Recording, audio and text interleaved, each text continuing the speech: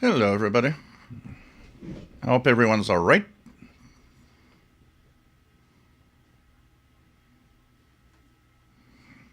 Let's put this a little bigger.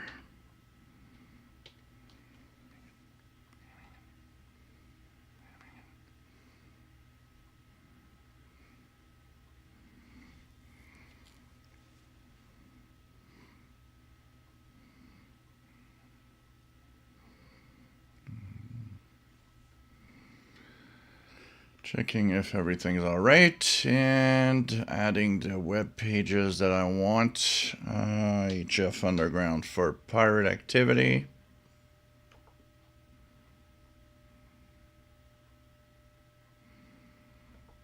EIBI space if we need to check who's there. And we will, of course, I've done a little something today that will let me show you my SDR when I'm tuning signals, directly sharing the screen with the network RSP ST SDR that's in the kitchen. I actually put a loop of wire in the backyard connected to it so that I can tune shortwave on it, and I think that's going to be pretty cool, so that when there's a signal, there's something I want to share or listen to, I'll be able to show you guys in the by sharing my screen and starting the SDR. So that's going to be fun, looking at pirate activity at the same time. And here we go. So this is all right. Chat room is here. That's all right.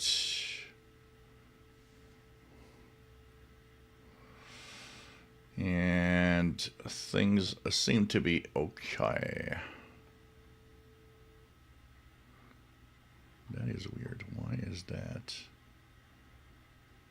Oh. Can I move that? Yeah, I can. Here we go. Okay, that's better. And here we go.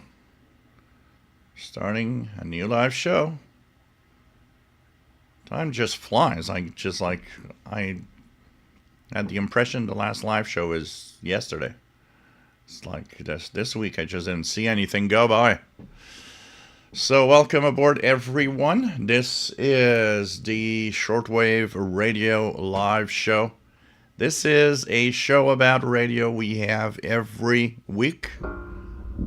Just gonna move that. And we're here to have fun with radio, basically, and just tune the bands and see what's out there.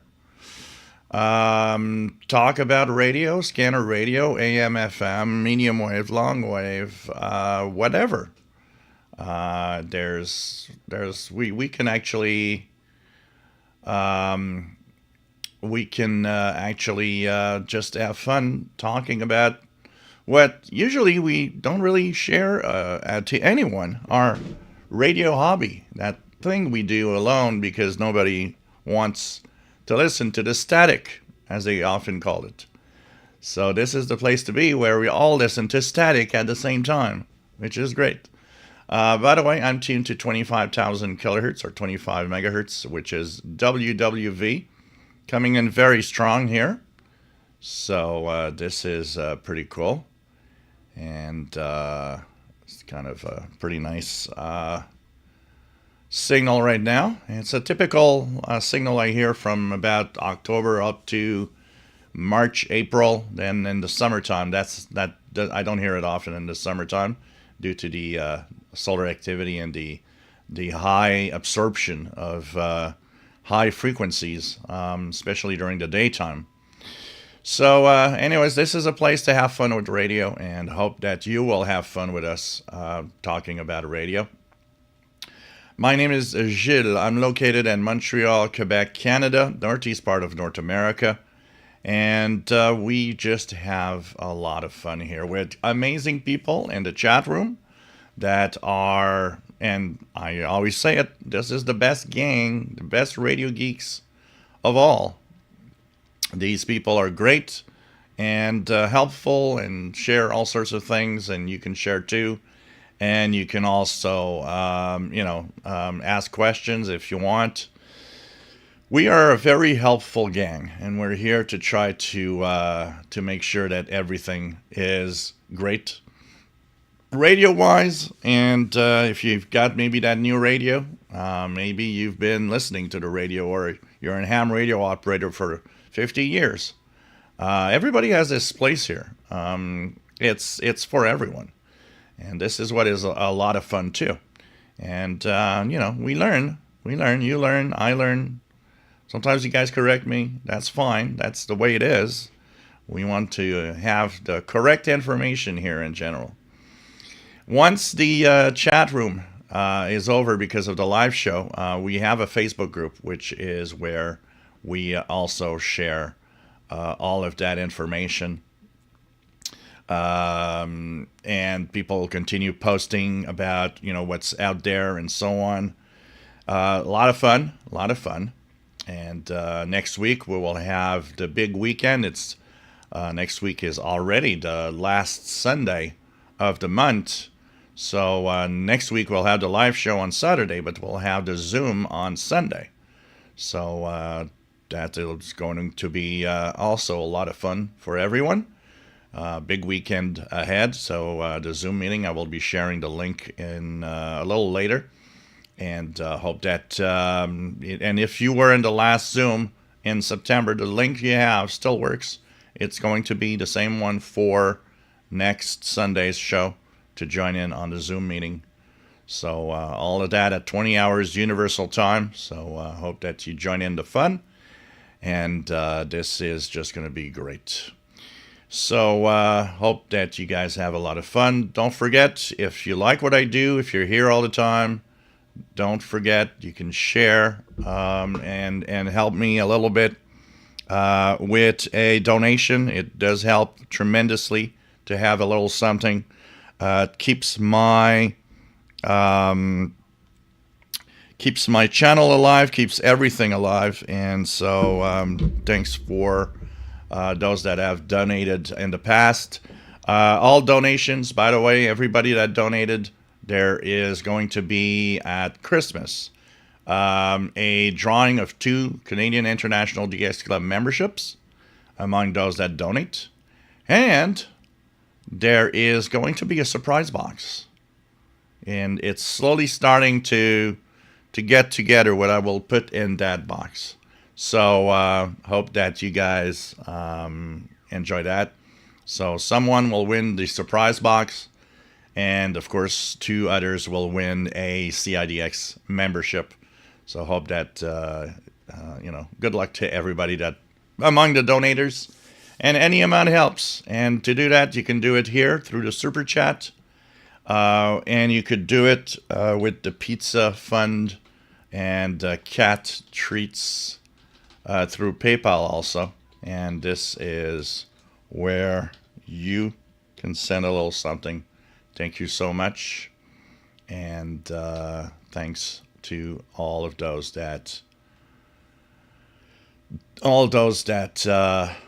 donate to maintain this. Make sure that this continues to work, and you can do like I just saw it here happen in the.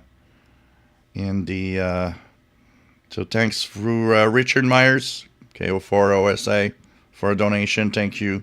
Kevin Davidson of Blog or Die for the donation. It is much appreciated, and thanks so much for your support. So let's start with Richard Wagner. Nice to have you here, WA9302SWL. Let me just take a sip first of my beer. Cheers, everybody.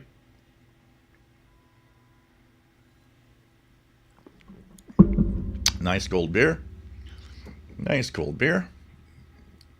Richard Wagner, WA9302SWL. Nice to have you here. We're supposed to have 70 tomorrow. Today we're in the lower 60s, about 60. Tomorrow's supposed to be 70. So it's going to be a very beautiful day tomorrow, Sunday. for sure here in Montreal. But it's getting back to the cold and some rain coming this week. So, Valtz, nice to have you here from Latvia. And I don't know if you're still here. We will need to, we will, the best way to do it, I think, Valtz, will be to schedule a couple of specific time slots when we try it. And I'll make sure to be there. Maybe we can think of a frequency on the 10 and 15 meter band and do a little CQ, see if we can hear each other.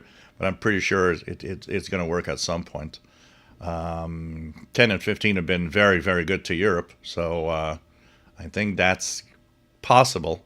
And it's going to be a lot of fun if we can make that contact and SSB voice for sure. Mike B, nice to have you here from Colorado. Wishing everyone health and happiness. I think that's perfect. It's exactly what we all need. Master Players Radio and Television, nice to have you here. Bobby Burgess, WA5107 SWL. Morgan City, Louisiana. Jean Arrache, salut. J'espère que tu vas bien. Nice to have you here from Saint-Hyacinthe, Quebec. Megan, nice to have you here from Commerce City, Colorado. Always nice to have you here. Rob's Radio Channel, nice to have you here. Marcos Polizzelli, nice to have you here.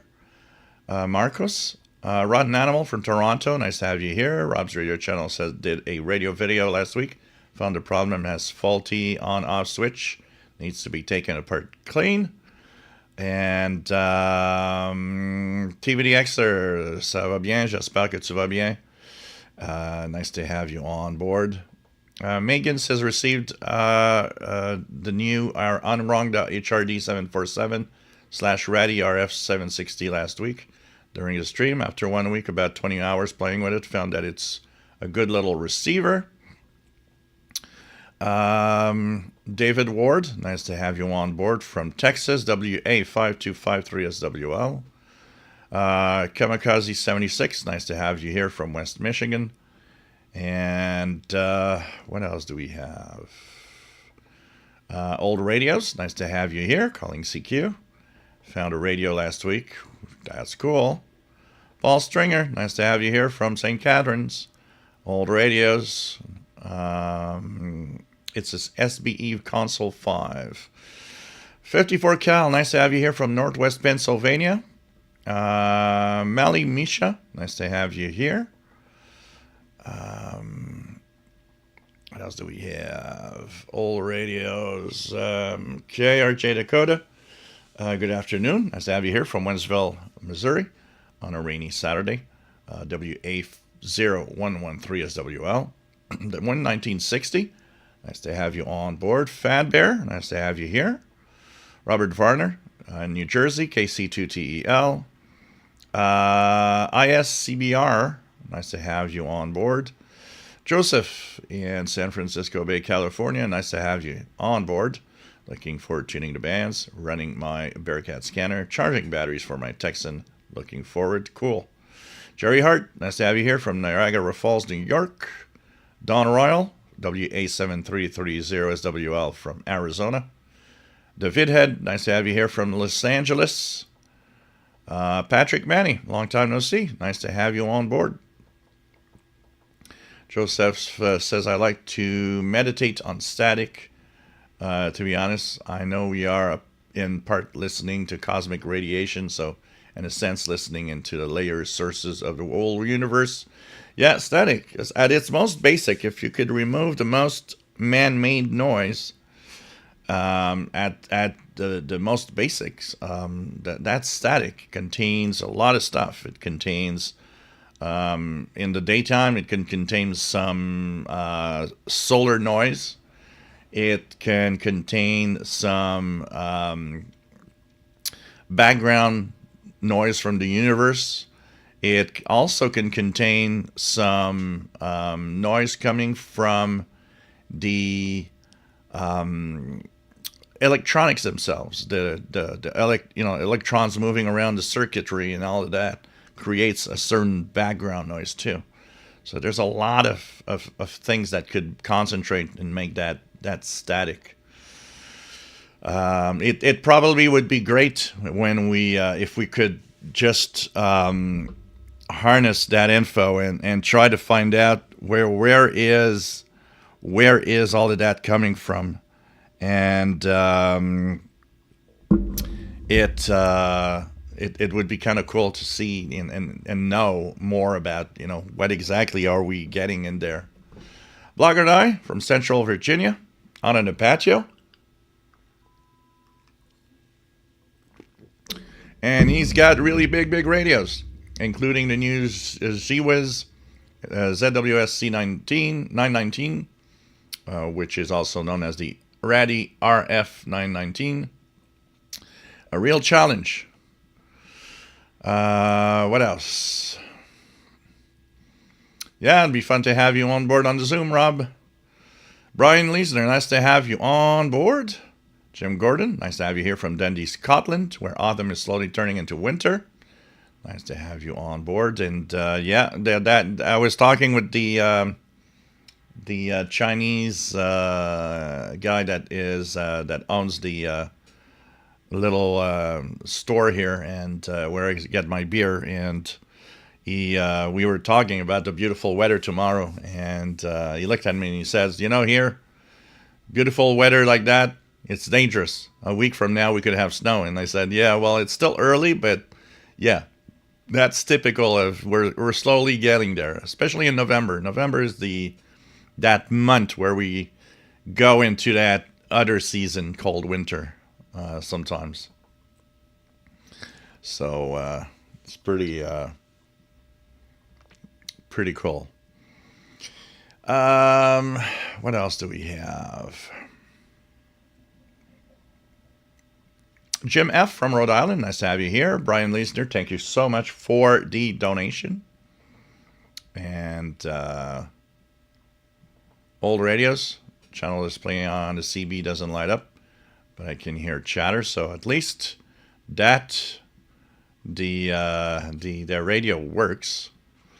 Just need to check out why the CB channel display isn't working. Patrick Manny, so DX the cat gets pizza and you eat the cat treats? Yeah, that's pretty much what happens, Patrick. Brian is from a beautiful crisp day in Philadelphia. All right, Don, nice to have you here from New Jersey. K2ADC, Old Red Fox, nice to have you here from England. Ulysses Shalva, nice to have you here from Argentina. SWAT cuts, my experiment worked. I used my drain pipe from the gutter to use as an antenna. Made 45 contacts with it. 10 meters was at my location completely open. Made a contact on Martinique Island. That's cool. That's cool, using anything we have to, do our hobby. That's what's important. Rick Myers, nice to have you here from South Daytona, Florida, KO4OSA. Steve Winter, nice to have you here from Brampton, Ontario, Canada. Philip Jones, nice to have you on board, trying to sort out his HDSDR. James Farley, nice to have you on board. Big 10-meter opening this morning. Yeah, it's that time of year where 10 meters is now open every day. This week has been good. I plan on participating in the CQ Worldwide next week. So if you hear Victor Echo 2 Zulu India on the bands, let me know. I'm going to be active, trying to make contacts on all the bands. It's going to be a lot of fun. James Zacetta, nice to have you here. Kevin, nice to have you on board from Florida. Thank you so much for the donation, and it's going pretty well. Brian Leisner, just go here. Up last night, building SDR PP to add support to a Hydra RF1. Arch Linux, one piece of software to run my RSPDX and the Hydra. Blogger WWVN25, moderate signal on the PL660 telescopic. Mad Radio DXer, nice to have you on board. M7EIW, nice to have you here, John. David P. Miller from Deptford, New Jersey. Nice to have you here. Brian says it's doing better on 20 megahertz with WWV. It's noisy here today. Dave Vosh, nice to have you here. Thank you for the donation. Trek Schreiber, nice to have you on board in 5KVO from sunny South Texas. Valtz, yes, thank you for the donation, Valtz, by the way, through PayPal. Much appreciated. And Brian says, and just as I say that, 25 megahertz fades in strong. Today I'm playing along with DPL 990X. Pretty cool. Pretty cool. That's a lot of fun. So next week is the CQ Worldwide SSB DX contest.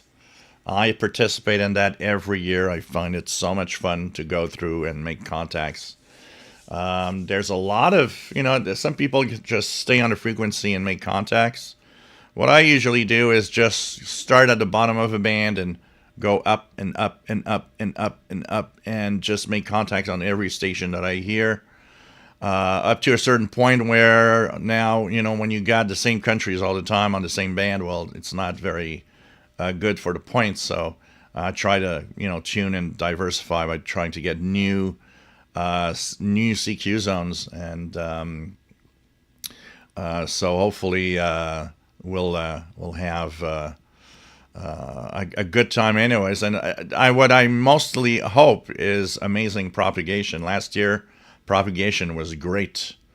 I'm hoping that this year propagation will also be very good to do this. It's one of those contests that I love. And for those that were here and that remember when I was interrupted by the neighbor here, because the wall here is very thin, what I will be doing is taking my FTDX10 and I'll be setting it up on the kitchen table. And there, I don't bother anybody. So if I make contacts up to 1, 2, 3 a.m., it'll be fine. I won't have any problems, and I won't bother people with my radio. And so next week, I don't know exactly how I'm going to do it. Probably next week will be more of a, I'll transfer maybe like the Kenwood R5000 here and use that. I'll be switching from the Yaesu to the Kenwood R5000 to just to for a change, for tuning around the bands there. Of course, I'll have the SDR that I can share the screen, so this is going to be great. So anyways, I'll be cleaning up the kitchen table, which is not full of dishes, not full of plates. It's full of radios. Believe it or not, my kitchen table is full of radios. So I need to clean that up, and I need to clean this place too. It's really, I need to make it feel like I want to be here. So I think this is going to be important to maybe at the same time, do those changes, and it's going to be pretty cool. So what else do we have? Anchor says. Hello from El Cerrito, California. Just ordered an RSPST, and I'm looking forward to eliminating a lot of cables in and on the house.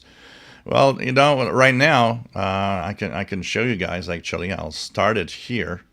I'll tune 25 megahertz on it. So right now, I have the RSPST. And let me tune 25.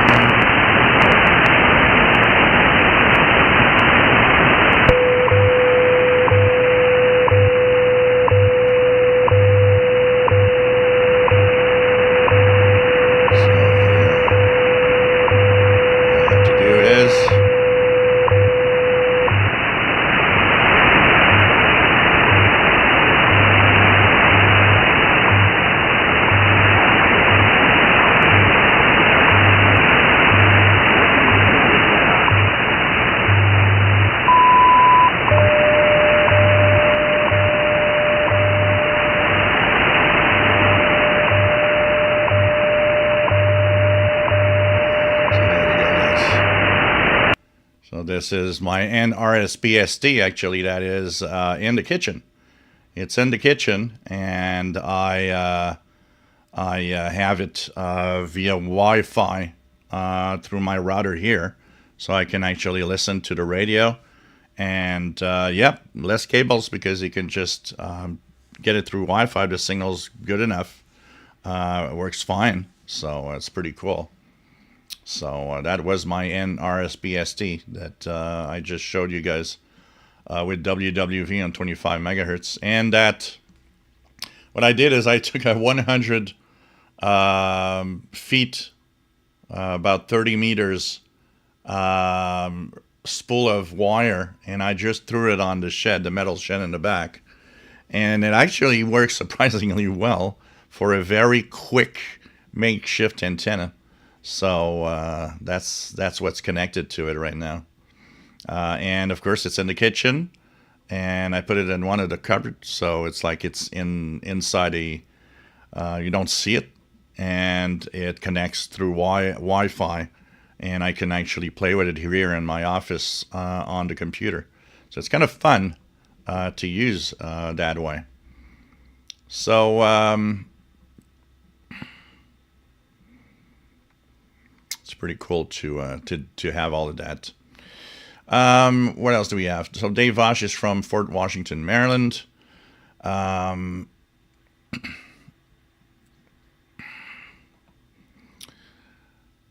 London 19657. Nice to have you here from Northeast Pennsylvania. David P. Miller, thank you so much, David, for the donation. Dave Vosh, do I remember you saying you don't get CHU on 14670? Very reliable the last several days, including last night. Yeah, because I'm too close to Ottawa. Since I'm about 100 miles from Ottawa, less than 100 miles from Ottawa, the 14670 usually skips over me. If I try it right now, just gonna go here. Absolutely nothing on the frequency. I heard it once, very, very strong. And it's thanks to Eric Cottrell that lives in Massachusetts, near Boston. And one day he posted, wow, I'm hearing 14670 like I've never heard it before. So I went to look, and the signal was like S9, S9 plus 20 at times. It was very strong. So there was some really, really interesting propagation happening that made that skip very short suddenly. So that skip was really, really, really short. And that was the only time that I've heard it very, really well. I do sometimes see a trace on 14670, but never enough to actually hear really well the time signal. Sometimes I can hear a very faint, the time pips very faintly, but all has to do with me being really too close. I checked just before the live show, and a 7850 was coming in though. If I go and check it out here, 7850.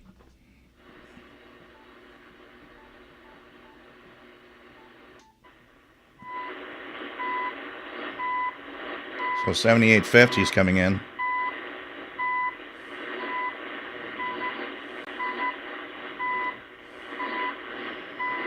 Look at that noise. Since the new neighbors, since I have the new neighbors that moved in into the house, my noise floor just shot up. It's kind of a little depressing here now. Blogger Die, Eton Elite Executive Clock, still correct to the minute this week. Wow. Dave Vosh, last night I got WWV on 10, 15, 20, and 25 around 22:30 UTC. Yeah, last night I heard it. I did do a WWV scan last night, and I heard, it was probably around 23-ish UTC before the CIDX zoom happened. And I was hearing 25, 20, 15, and 10 also. 5 came in a little later in the night. London 19657, thank you so much for the donation for a tuna pizza with anchovies for Paul the Cat.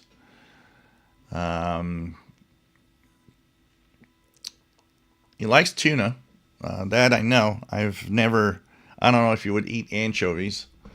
I know he doesn't like salmon for some reason. Um, but he does like tuna. Um, London, how come I can't gift a membership? I like doing that. What do you mean gift a membership? You want to give a membership to somebody? You can. You just you just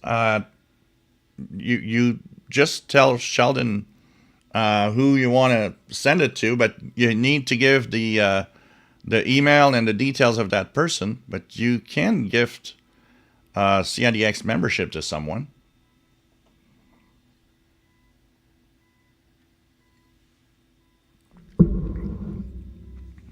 Dave Vosh always check time frequencies. Never got WWV on 2500 or 5000, nor the Russian on 9996.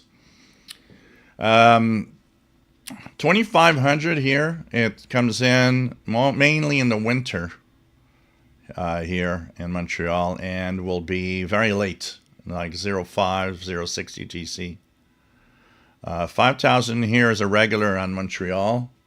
9996 time signal is usually a pretty regular. I mean, if I look now, let's check out the Russian.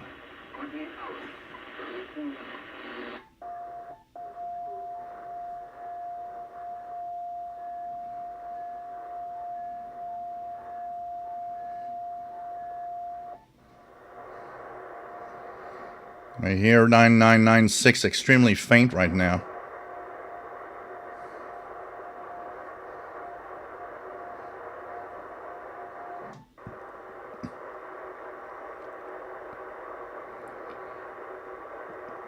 Doesn't seem to make it on 14996. Propagation is changing today a little. Around 17 UTC today, I had North Korea coming in. Let's check out the space weather stuff here. So yeah, the K index has shot up. We're in minor storm level now. So that's why these signals aren't very good. We're really into the a minor geomagnetic storm now, G1 class. So and at noon today was actually pretty good. So things changing hour to hour. We're gonna see if how it impacts. We're gonna try the SPY number station and Morse codes coming up in half an hour. Jean Ash ordered a SDR Play RSP1B. I'll get it on Monday. Already have my loop antenna. All I'll need now is a big, huge plant to put the loop antenna on. Make sure nobody knows that there's something there that's called an antenna. So, oh man. There's a lot of ways to disguise antennas, and so that it is possible to have some DX without anybody knowing and bothering you about antennas and wires everywhere. Steve Burnham, nice to have you here from Central Pennsylvania. VA3JPX, nice to have you on board. Blogger I has 14670, strong in Virginia on the Spark Elect DP666 and telescopic. Dave Vosh tried on was doing it on the PL330 with 30 feet outside wire. David Ward, starting to research SDRs. Any thoughts on RSP DX R2 versus AirSpy HF Plus Discovery versus Hack RF1?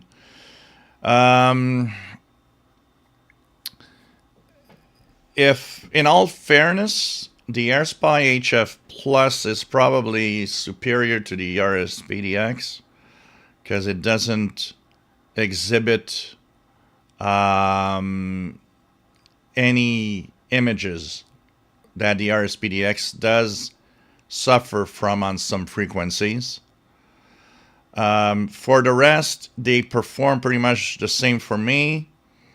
They those that do medium wave DXing and go to lower frequencies seem to say their AirSpy HF Plus is better on the lower frequencies. I can't say because I don't DX much there. And you got to remember one thing: if you want a radio that does more, like if you want to use it in a VHF UHF range, the RSPDX is capable of going up to 2,000 megahertz. So you can go up and listen to the airband and all this stuff like that. The AirSpy HF Plus is more limited in its frequency range. As for the Hack RF1, I don't know. But that's pretty much the differences. But whatever you get,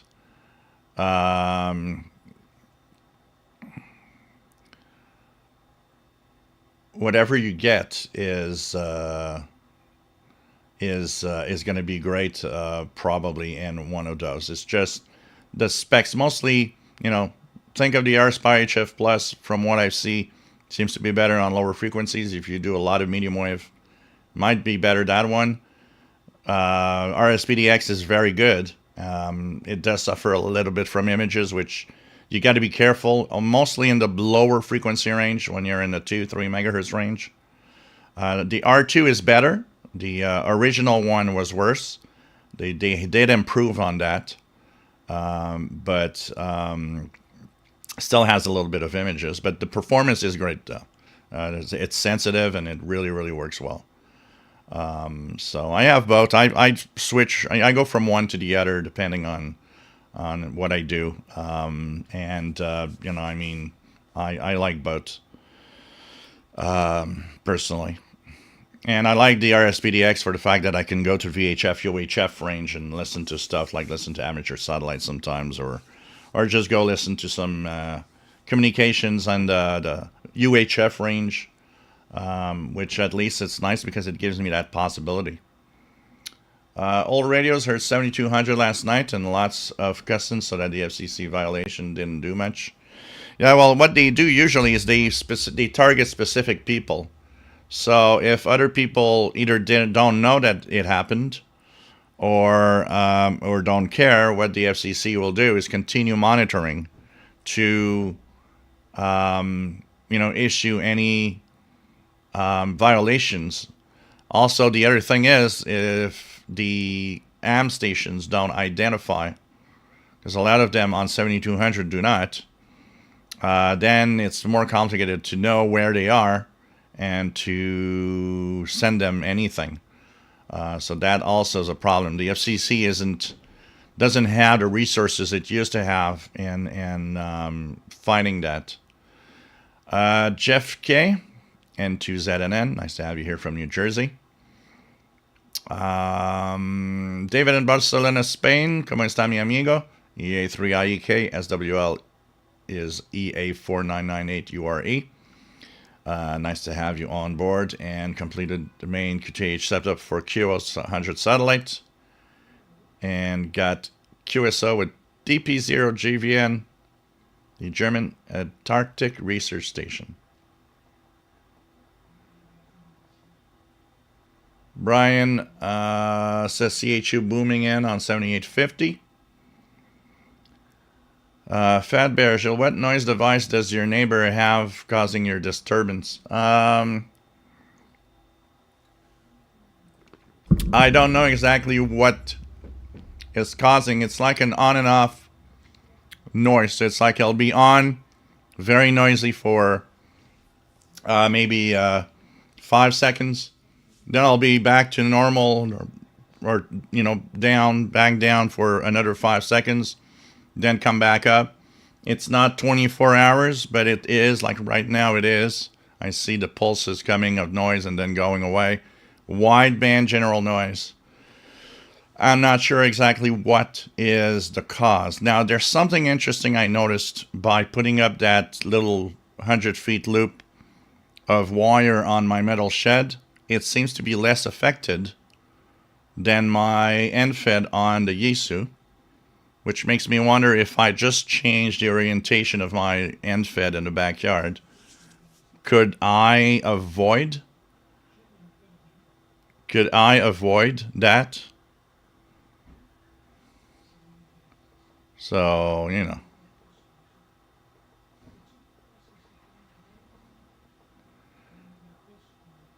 London 19657. It's usually just a button to give memberships. Not working here. I'm no expert. Yeah, the best to give a membership for CIDX is to just contact Sheldon at CIDX Club at what is it? It's you can send it at sample at cidxclub.ca. Send him an email saying that here's the person I want to donate a membership to. Give him the details and just pay for it, and it's gonna be a fine. It's gonna work. Or send it, or send me the or write to me on my official shortwave radio at gmail.com email, and tell me who, and I'll simply forward the money. If you could, like, send me the money in a donation if you want, and I'll forward that money to Sheldon for CIDX, and just give me all the details of the person you're going to gift a membership to, and I could handle it also if you want. I'll send the money and give all the details to Sheldon.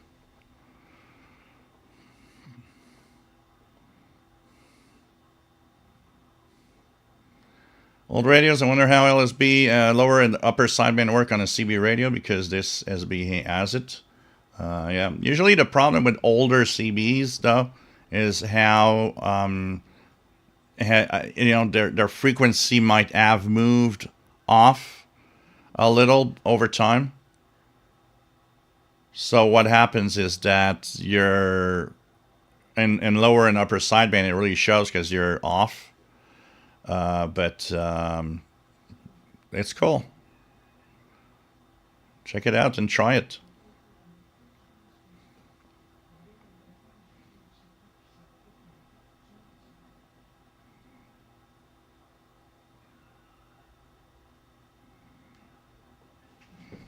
So just a moment, guys. I'm just...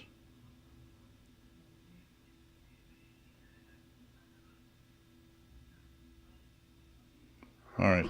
I'm just hearing conversation here. Wondering. Sorry, guys.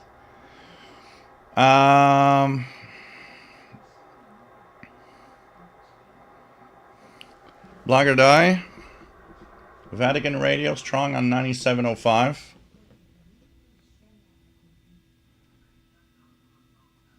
Gianni RD 908 and telescopic in French. Dave Vosh, weird catches last night, 6100 KCBS, 2153 UT. Very noisy. Radio Vanas 9710 and 11760. Pretty cool. Pretty cool. What else do we have?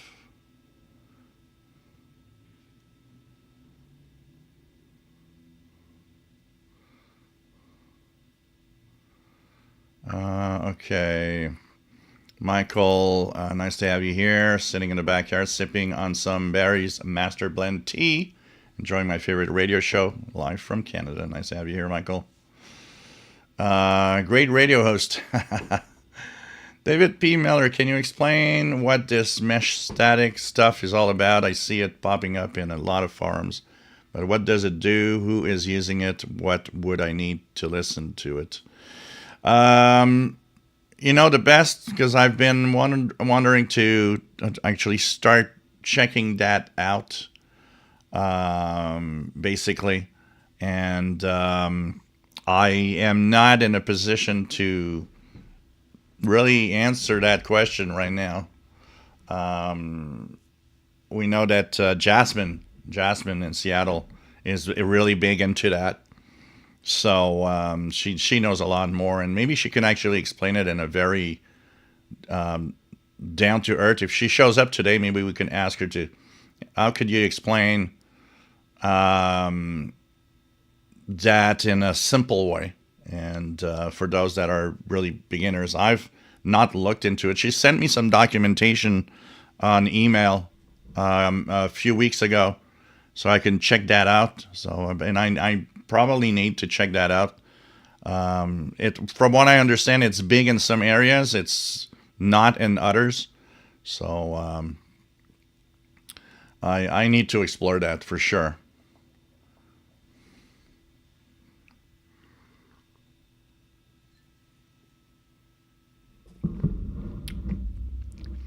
Jay Waterston 69, nice to have you here. Shout out to Paul the Cat.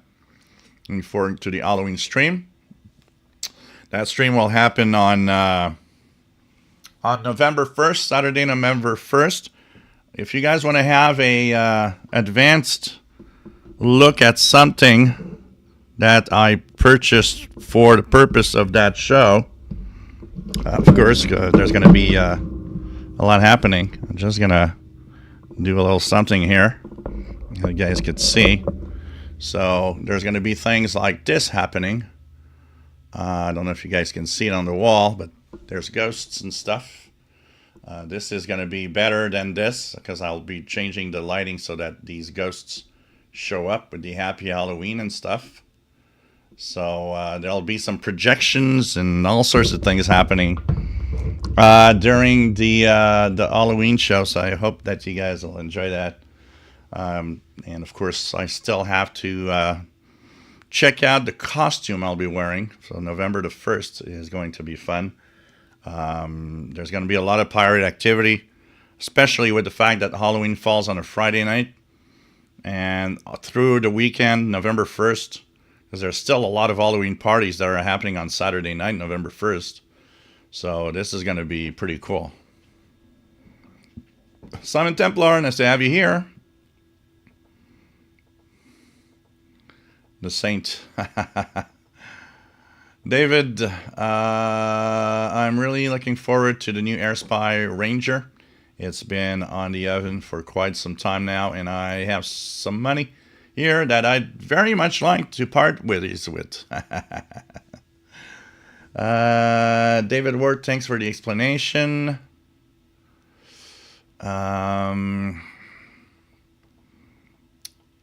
Brian Lisner, I'm still stuck with the original RSPDX. It does work nicely with SDR++ along with SDR Connect. So, yeah, but there's no, for CIDX membership, I don't think there's any of that or button on the screen to donate a membership. I don't think they have anything like that set up, personally. Dave Vosh 9830. Yeah, that's a radio teletype from Puerto Rico. It is the U.S. Navy, Dave Vosh. It's there 24 hours a day. It's always there. Actually, when Voice of Turkey used to use 9830 kilohertz for their English broadcast to North America, that is what was really annoying.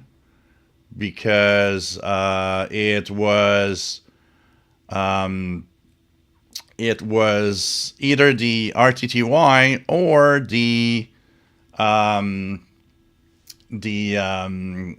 or Voice of Turkey that would win. So, but 9830, I think it's on 9832 exactly. It is the U.S. Navy from Puerto Rico. It's an encrypted RTTY signal. So,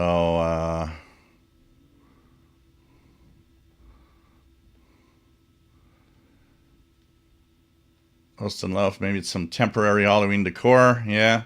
Actually, this thing comes with little plates that you put in. It has plates for almost every possible holiday that you can imagine. It's yeah. I mean, there's everything in there. There's Hanukkah. There's everything. I checked all of them one by one. So it's just funny. This is going to be fun because I'm going to be able to use it like at Christmas when I do the Christmas show also with the Christmas stuff. Easter. It has some of the Easter plates with bunnies and Easter eggs and stuff. It has some that there are some that are like neutral, like just one is snowflakes, just like for winter, things like that. So it's kind of cool. Brian, I have two WV601 passive loops, and I believe it or not, when I attach the Codasen, it will overload if the internal amp on the radio is on, which I'm sure, because that radio with the amp on means that it's very, very sensitive. So I'm not surprised. RJ Dakota, washing machines will make a thrilling noise sometimes, and other times they make a constant whoosh sound. Mine also makes a rapid clicking sound, depending on the cycle. Yeah, but this is like almost 24 hours. There are short times when it doesn't do anything. There is no noise, but most of the time, it's there. So I don't know exactly. Oh, you mean? Do you mean the memberships here? I don't know, because no, I haven't. Actually, the memberships are activated, but they're not enabled yet on the channel here. That's for sure. So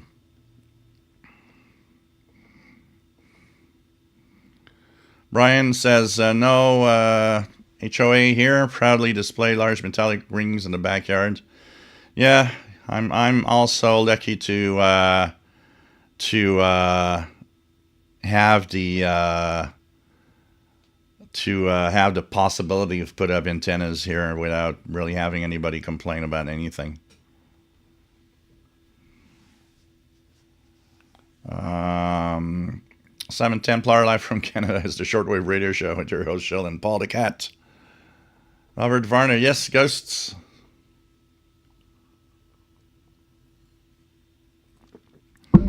And there's 3 different, I'll be switching, there's 3 different Halloween modes with the plates. So this one was with ghosts and some pumpkins. There's one with that has witches and monsters and stuff. And there's another one which I don't remember what it has, but there's 3 different Halloween modes that I'll be changing like randomly during the live show. So, and the lighting will be very different. So you guys are going to see a lot more projection. There might actually, I have a white screen here. So I was thinking that maybe for that purpose of that live show, the background here would be a white screen behind me, so that you guys will see all of those projections a lot better. So anyways, this is going to be, there's going to be something special on Halloween for sure. UTV and Ham, KD9WNV, nice to have you on board from Wisconsin. We have Different Gear TV, nice to have you here. Happy Saturday. Jane Watterson, you say, I gave it away, dressing up as a pirate. London 19657, loving the whole Gilles thing. Where's Paul? Paul is in the living room on the couch. Anchor, I'm curious if anyone shares public access to their NRSPST. If so, is there a board or a list where links are posted? Have you ever tried the Web 888? And also, my wife wants to know what you're drinking. It's a Molson, a Labatt Blue dry beer that I have here in my glass right now. So to put it simply, NRSPST is not meant to be shared with other people openly. It's meant to be a remote device for you. Of course, it can give access to friends if you want to, but it's not a QESDR. It's not meant to be shared openly. So you got to keep that in mind. Nobody really shares its NRSPST publicly. It is mostly for the purpose of you wanting to have a remote SDR. So, for example, if you have maybe you have a chalet or a shack up north or in the woods that has an internet connection and it's very quiet, you would be able to set up the RSPSD there. And from, say, your home in the city, you'd be able to tune around that device. It's meant for that type of purpose, being used as a remote device, not being like the QESDRs, for example.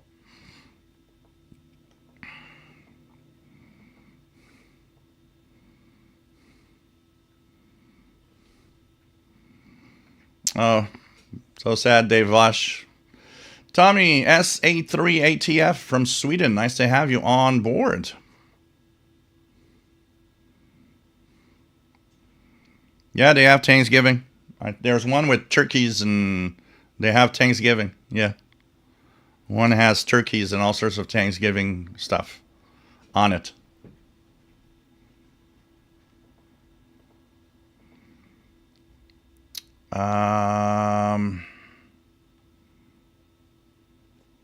Turkey Ghost would be okay.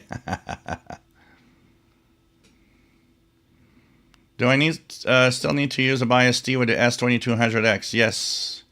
That radio does not have power to the antenna, so you need to use the BIOS-D for the if you use a S2200X. The only devices, and most of them are SDRs, that you don't need a BIOS-D. Like the RSP devices, you can activate. There's a BIOS-D integrated within, which actually powers. That would power an MLA30. I used to do that. Power the MLA30 with the device, the RSP device. Tostanov, I'm going to buy an arc welding machine soon. I bet it makes some wicked interference. Just hearing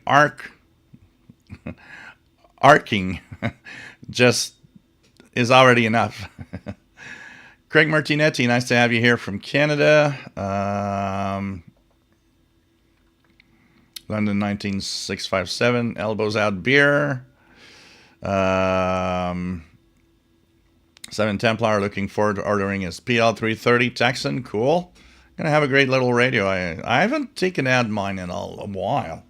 I need to take out my PL330. I don't even know where it is. I got so many radios that I actually lose my radios in the mess in the room here.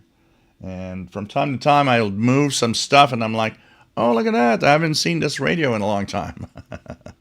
That's why I need to clean up this mess to get back. There are boxes of radios in there on my right that that I'm sure I would go in and it's like, oh, I forgot about these radios, you know.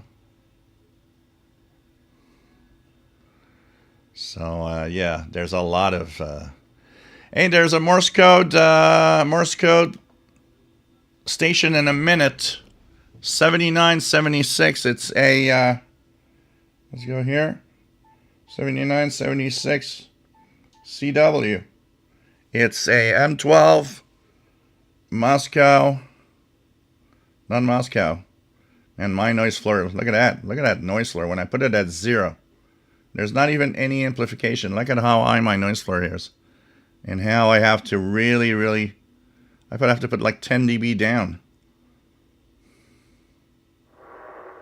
It's just crazy noisy. So 7976. Let's just check out something here. I'm going to just take this one here. And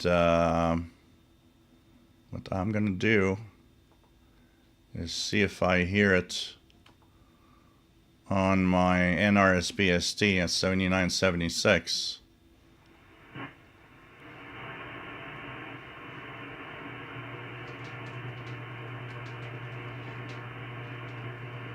which is also very noisy.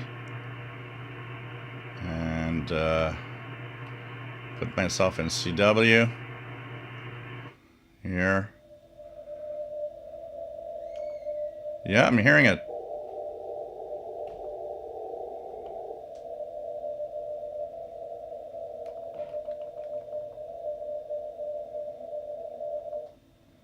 So I'm going to share this with you guys. Let's go here. Share the display. So it seems I'm hearing it there. And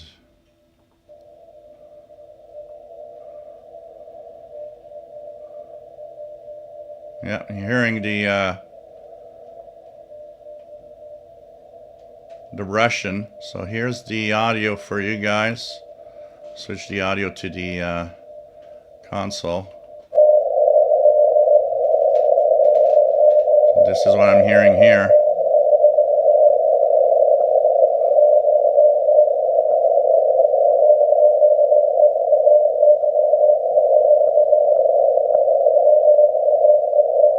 So 7976 is the M12 Moscow, not Moscow, St. Petersburg Russian spy number station in Morse code. And so that is coming in here on the East Coast, 7976.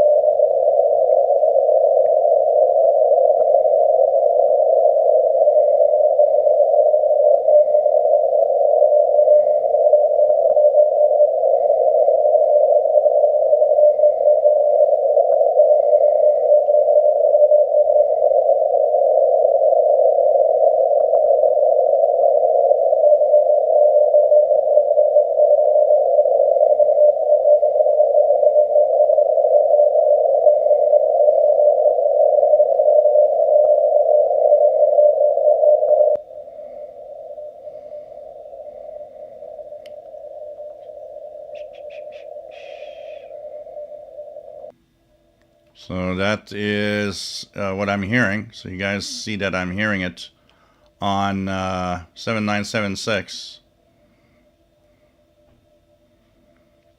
with the SDR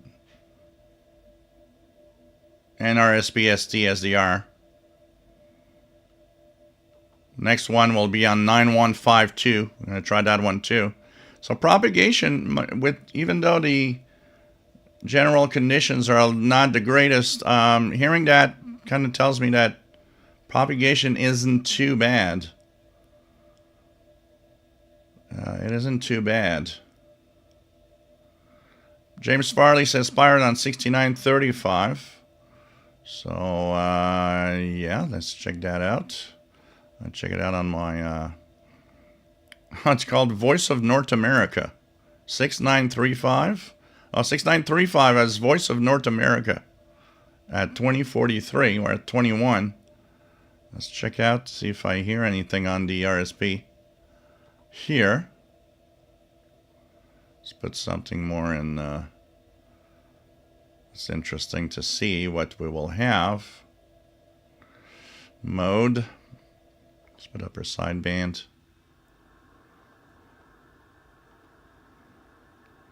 So I do not get anything on the. There's an extremely weak. That Voice of North America is making it just barely here. Just barely. In Montreal. So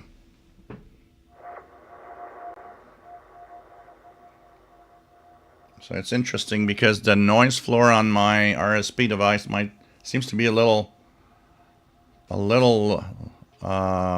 lower. RJ Dakota, my caretaker, brought home a new little kitten. She's sleeping on the chair next to me, very tiny. Also notice in here 6935 in Alabama. So 6935 seems to be Voice of North America. Kenneth, nice to have you here. KW1161 in Tucson, Arizona. Laggardized 6935 weak on the PL330 with 20 feet of wire in a tray. Maybe you can learn to weld in Morse code.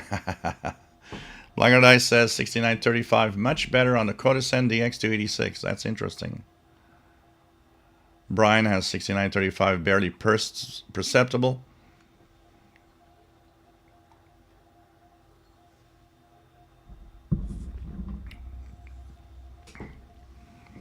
So the purpose of an unbalance or balance a balun is to match the impedance of an antenna with the radio. For example, my Yaesu has an end-fed antenna.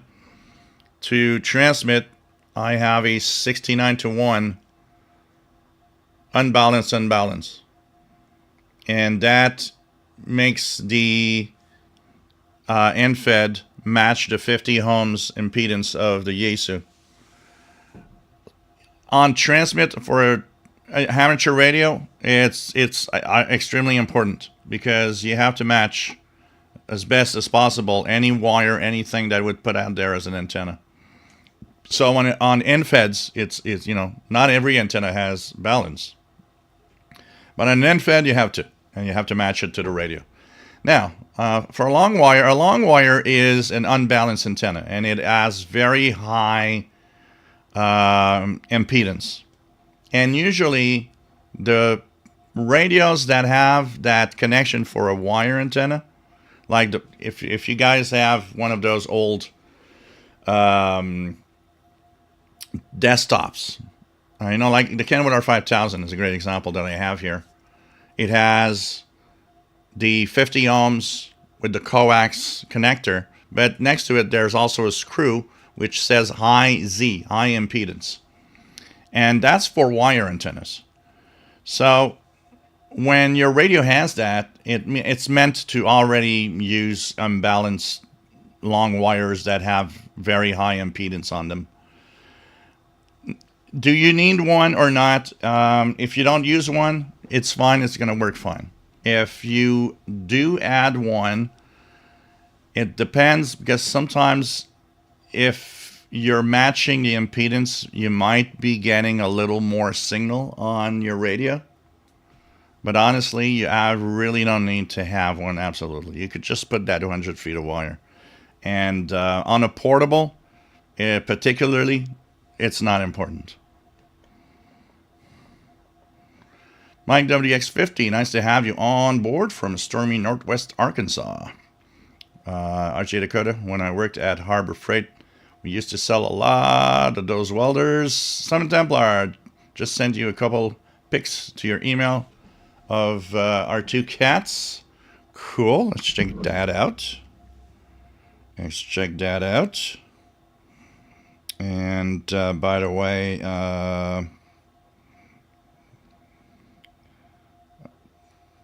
thank you, our dad, for the donations, and vaults, of course, through PayPal. So here we have our friend Kevin in Florida that's having, from the picture, I think he's having a great time. Our friend in Florida, Kevin, is having just a great time there. That's for sure. I think that just says it all. And our friend here, Simon Templar, just sent us a picture of the cat.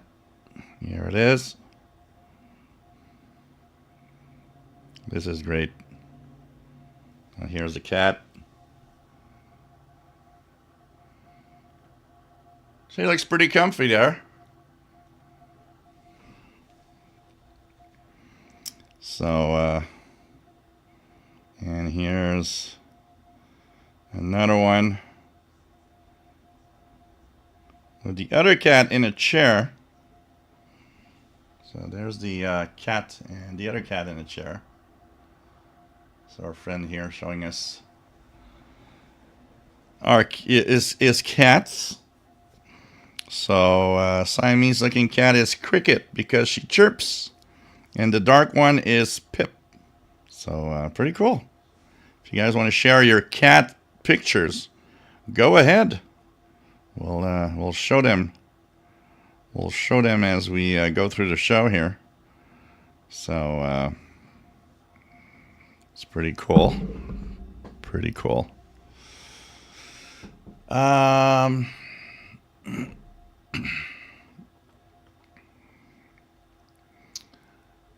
else do we have? Bloggadai. Yeah, it's got the CW on the 7976 good signal. Telescopic antenna on the Grundig G4000A. Tosinlov here 7976.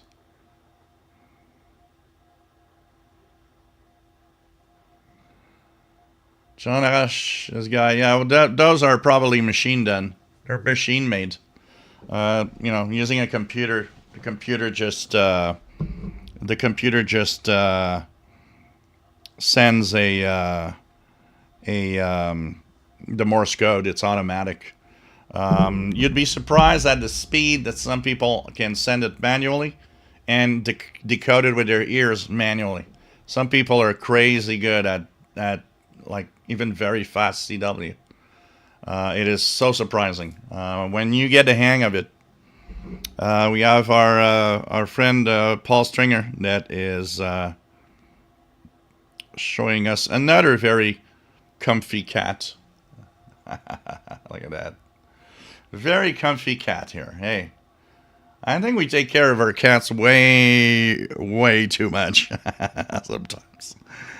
This is just like, I look at Paul the cat anyways, and I'm always like, yeah, you spoiled cat. It's just crazy. Oh, I have to check that out. Melissa Etheridge has a new album out, apparently. No Joy for 7976 in Tucson, Arizona. Might be nothing in Colorado. Yeah, you guys have a lot more daytime paths, so on that low frequency, it's probably not as it's not as good. So okay. Anchor, what schedule are you looking at to learn about these signals? So this one for the number stations is Priam. So I'm going to share with you guys. Priam is the one with the the number stations. So number stations is here. This is one. If you guys want to know what pirate stations are on the air, or what, or just want to participate in sharing what you hear, pirate stations is HF Underground. This is the North America. So pirate stations, you can look here. Now, if you look at HF Underground at the top, you can go back to just HF Underground, and they have boards for European pirates. You click the home button on the upper left. North American, European, Latin American, and so on. Some FM pirates and a lot of stuff in HF Underground. So these are great websites for all the information, and so these are listings that are very, very cool for that. So the next number station in 5 minutes, which is also from St. Petersburg, Russia, 9152. So let's go on 91.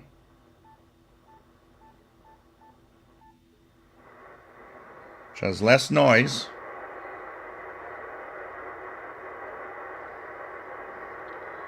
(9152) CW.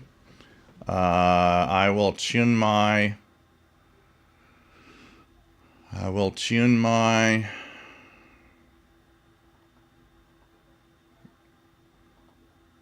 SDR 9152, and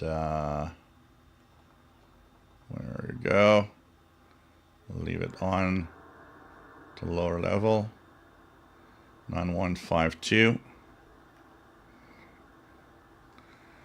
and we'll see what if I hear anything there on my SDR.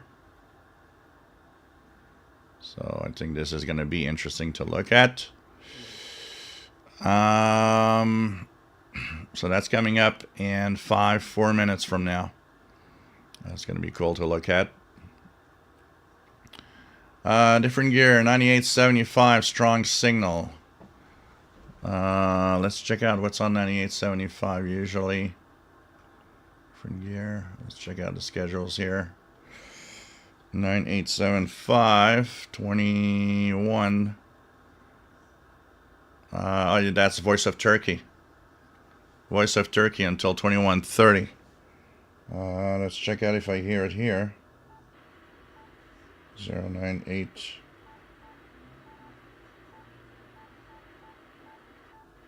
Oops. 9875.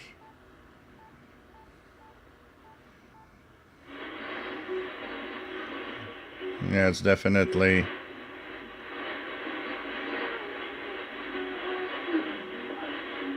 Well, here's something on 9875, but it's very, very weak. So I'll go back to CW and 9152. And wait there for Morse code. See if we hear M12 number station on 9152, which is from St. Petersburg, Russia.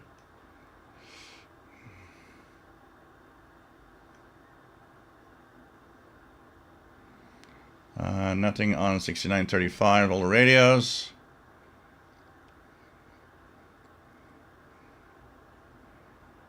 Yeah, it's probably an Eastern North America pirate, pretty much.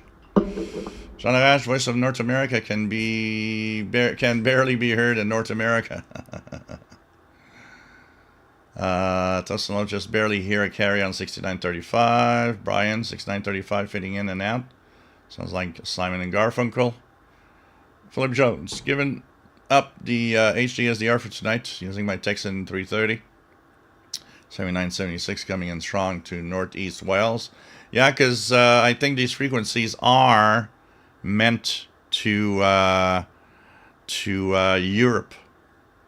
So probably some embassy in Europe getting all of those signals right now.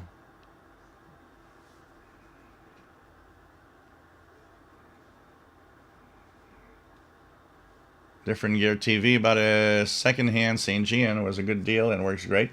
Downside is it stinks of cigarettes. Oh, that is something that's nasty. That is very difficult to remove.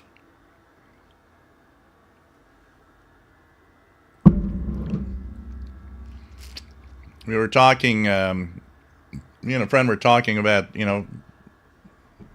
people smoking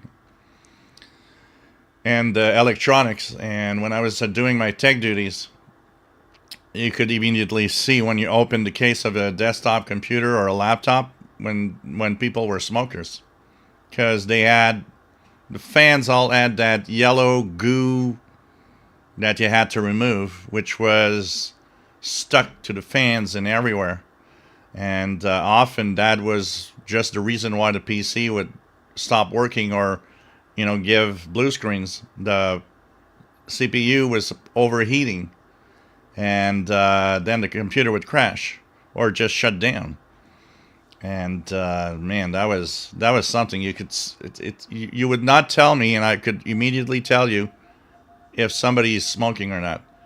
Hearing 9152, it's coming in. Very good on my Yaesu. And let me just put CW here. Yeah, pretty good on. So here it is. This is what I'm receiving on my SDR. Let me just share the screen. Display capture. And I'll just put the audio to...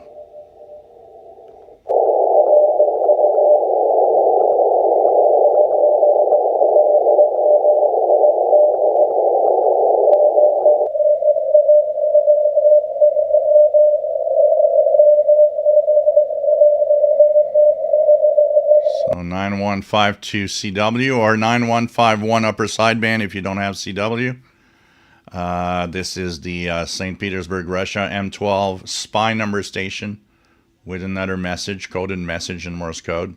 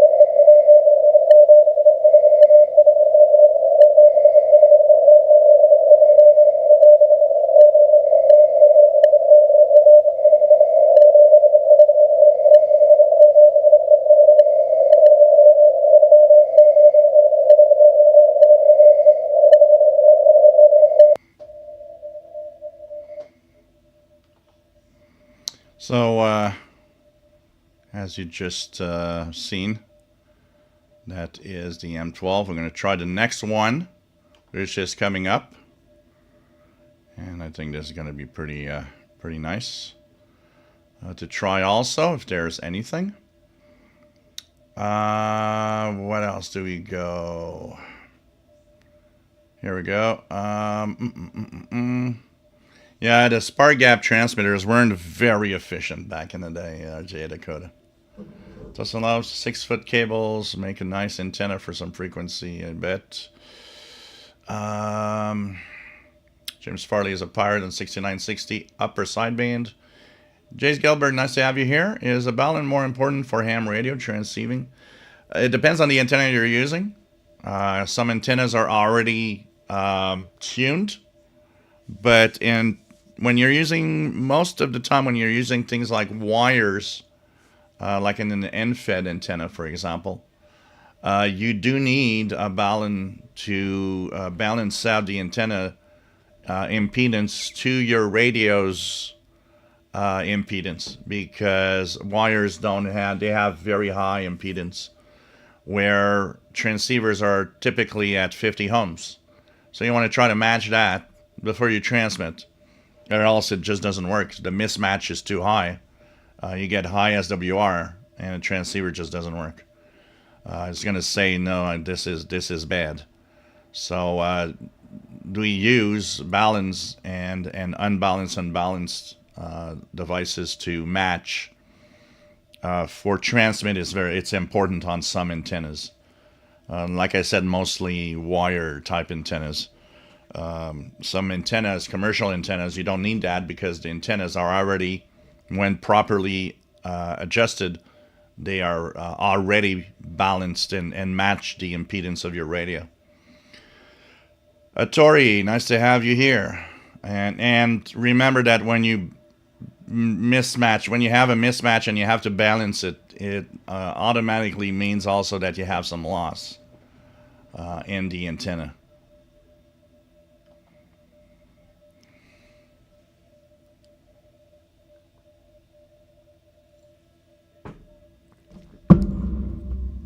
Well, Dave Bosch, you don't need anything like that on a PL330. Jim Gordon, the darker nights here in Scotland are seeing a loud reception of Radio Algeria on 252 and Poland on 225 longwave. That's pretty cool. He said the set is really good on longwave, so that's pretty cool. Hey, Kevin, nice to have you here. Toast and Loaf is missing the CW part of his brain. Andy News 7976 was loud and clear. Bobby Tino, I have a cat. He contracted feline. Again, saved him with medication I got from China. He's my best friend. Jay says, Voice of Turkey, English strong here in Southeast Australia, 98.75. Rarely heard here so clear. Maybe it is the time of year. I'll have to chase them. Yeah, they definitely, this time of year is amazing. I always like September, October. Same thing with like February, March, or March, April.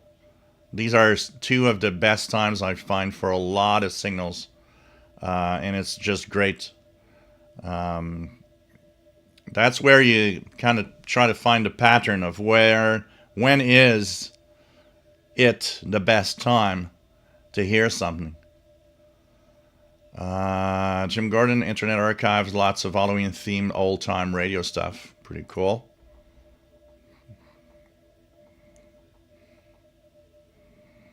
Simon Templar, I hear intermittent talking on 6960 upper sideband sounding like a couple of people are testing their transmitters.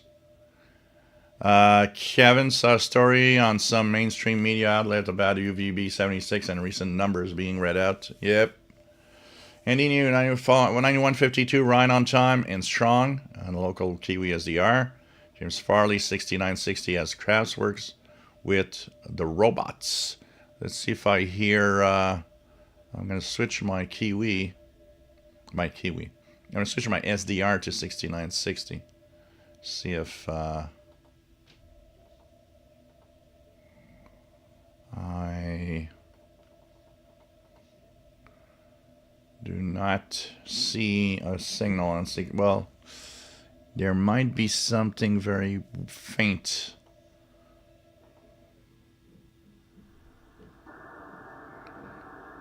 But nothing really here on 6960 on my NRSPST. Brian hearing 9151 upper sideband very nicely. David Ward 9152 weak in Texas. Jean Arash, can you make what he is keying? Are you that fast? I'm not a CW guy, so if it's sent very slowly, my brain will sort it out, but I don't practice enough for my brain to become efficient at it. I need to brush up on my Morse code. Because I would also like to do some Morse code on ham radio. I'd like to do CW. Blackguard Ice, CW 9152, good on the CNG and ATS 909 on telescopic. Ulysses Chalva as 9152 S9 in Argentina, that's pretty good. Nothing in Arizona, says Kenneth. David P. Miller, to remove stale odors, give it through cleaning with a vacuum brush. Get a box of baking soda. And it's sometimes a gym sock, but put the rig and the sock in a steel container for a few days. Yeah.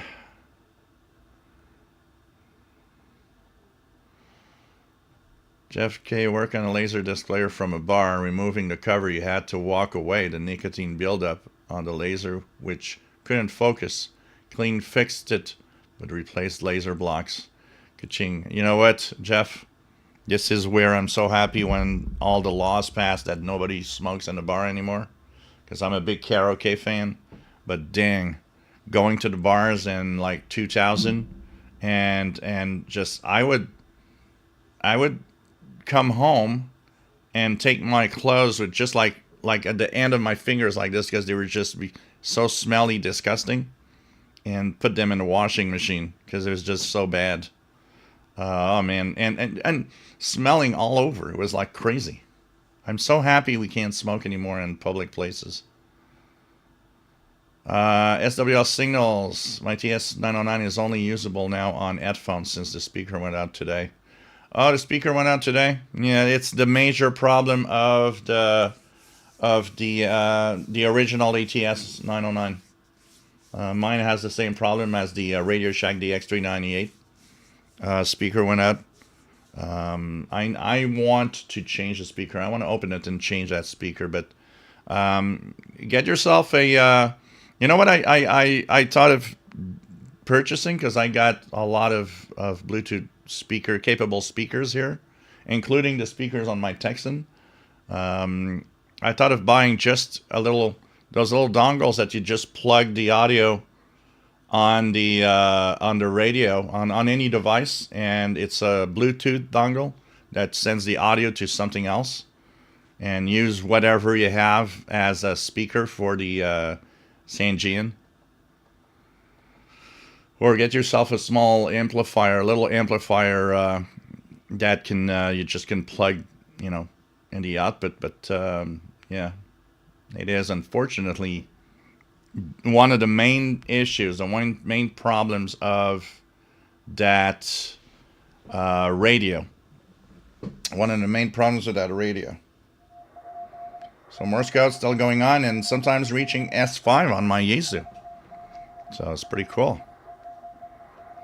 We'll see if 10312, the next frequency, is going to be good.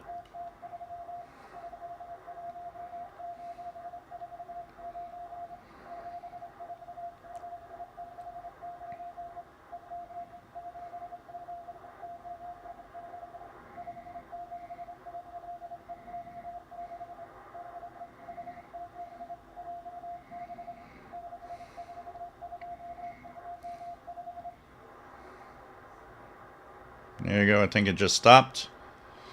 What else do we have?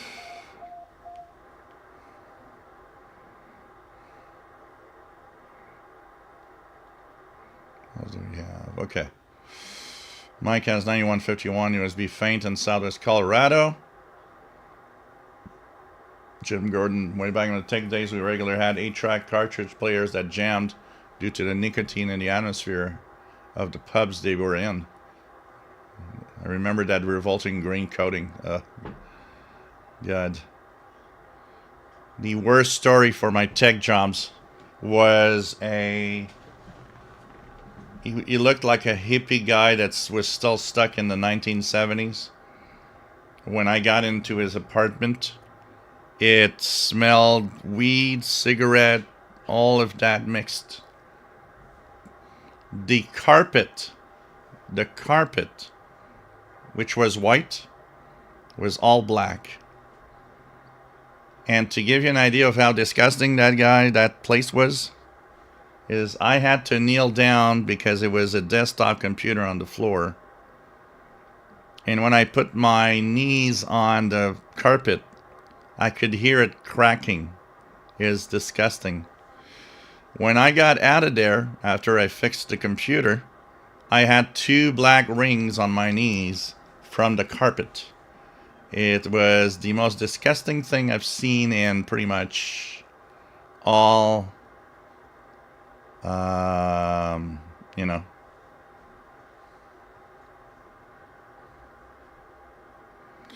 and Ice says there's a exact replacement for the speaker. And I think he posted it on Facebook. Oh, yeah, you know what? I recall seeing your post. I need to check it out.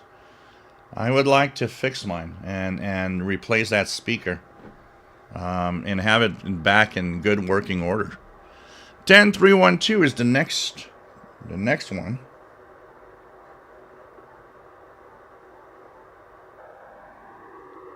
Which right now has some kind of white noise or radar noise on it. So this is kind of interesting.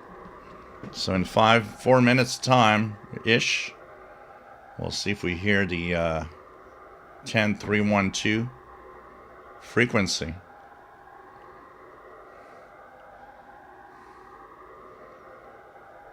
Jerry Hart replaced the speaker in his ATS 909. Is it an easy replacement? Like for, say for an average person that knows how to solder and open devices, not too hard to do?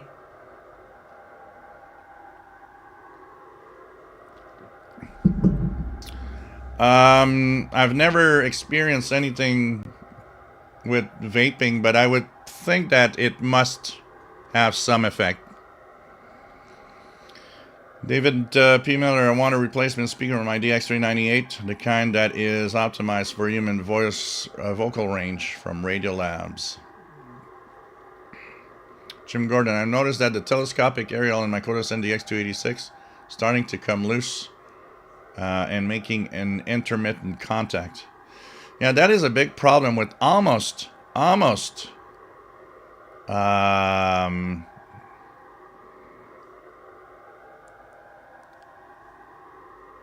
all portables. When we're a little rough, I'm kind of, I'm the guy that's a little rough with his devices. I got a couple of radios I got a few radios that the telescopic is, even the Sangean ATS 909X X that I have has a loose antenna. It's the contacts are not good. I remember back in the day when I sold my my Grundig Yacht Boy from the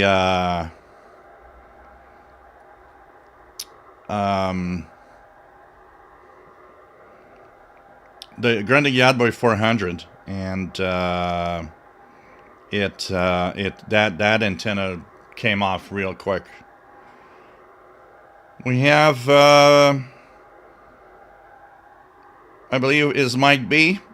2 feral cats here. They are great mousers. So here's the first picture. And, wow, look at that. This is cute. Here's the first picture from Mike. Very nice. And the second. Oh, they're cute though. Look at that. They're on top of fridges, like. If you look at the fridges here. Look at that. Pretty cute.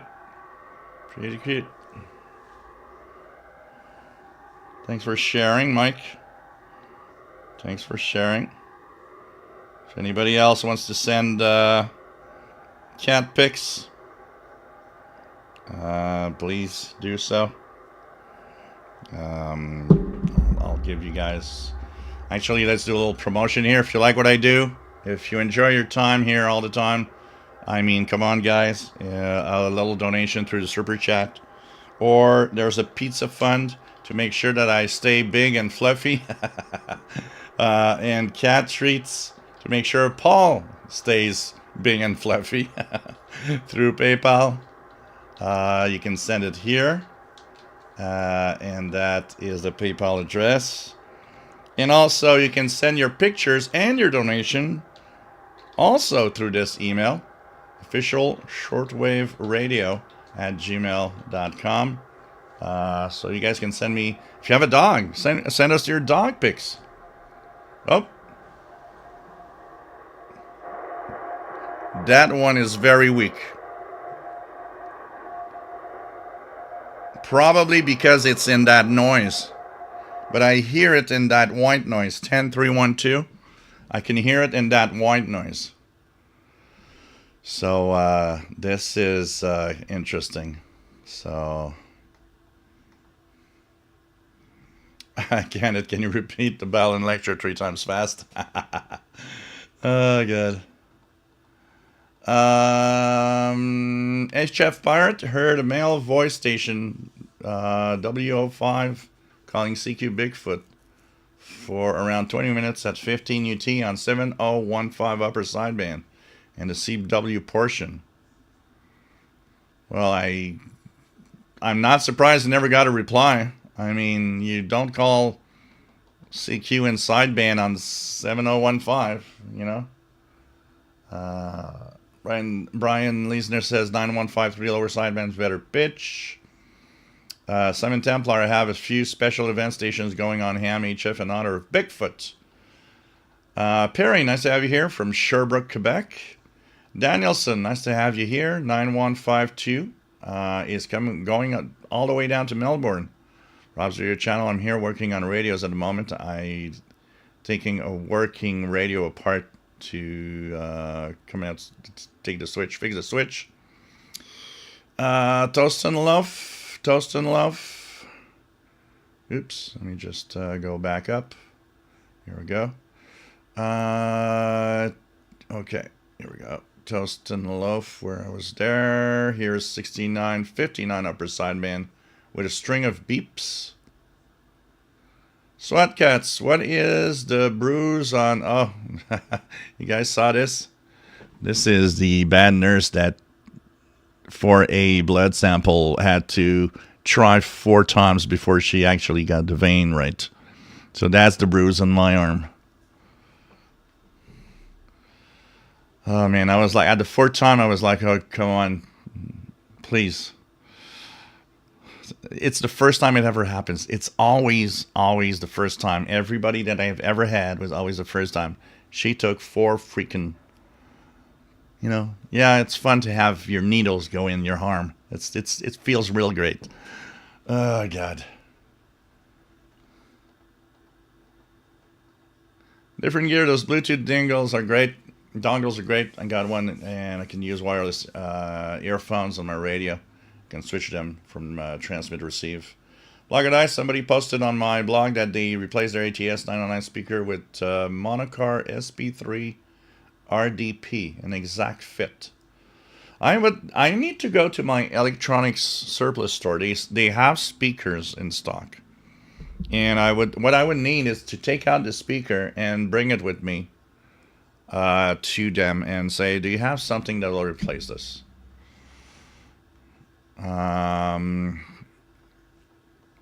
David P. Miller, even though I'm a smoker, I'm glad they banned smoking indoors also. It's too crowded. Besides, tobacco tastes better when you enjoy it outside. Dustin Love here's noise on 10312. Philip Jones switched to my PL680, which is more sensitive on medium wave, long wave than the 330. Kevin, if you're interested in getting started with CW, have a look at k1usn.com and the SSD program. I'm going to check it out.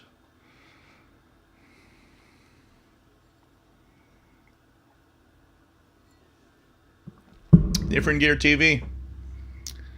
Remember when people smoked weed in cars with the windows up? Oh, yeah, yeah.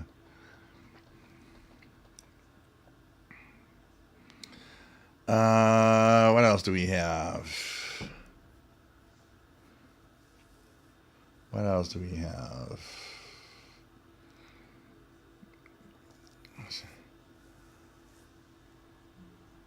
Philip Jones, okay. What else do we have? Here we go. David Ward, thank you so much for the donation. Doesn't know if I've heard the same phrase, shifting noise, before a lot of times on different frequencies.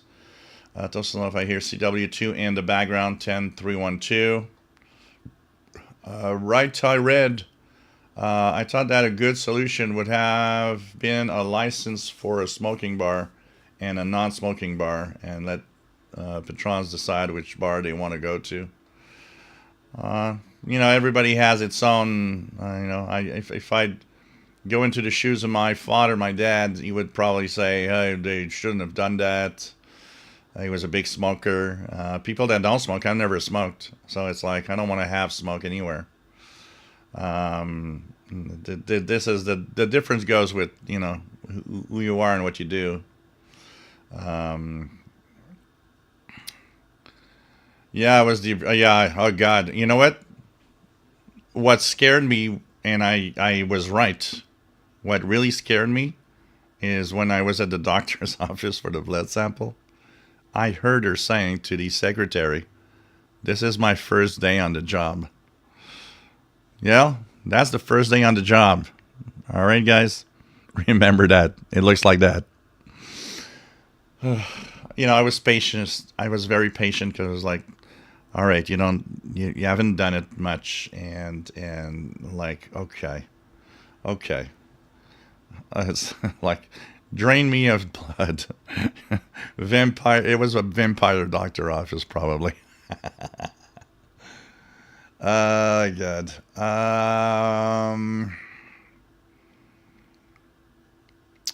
What else do we have? Gary Ranson, do you disconnect your SDR antenna when you use your Yaesu transceiver?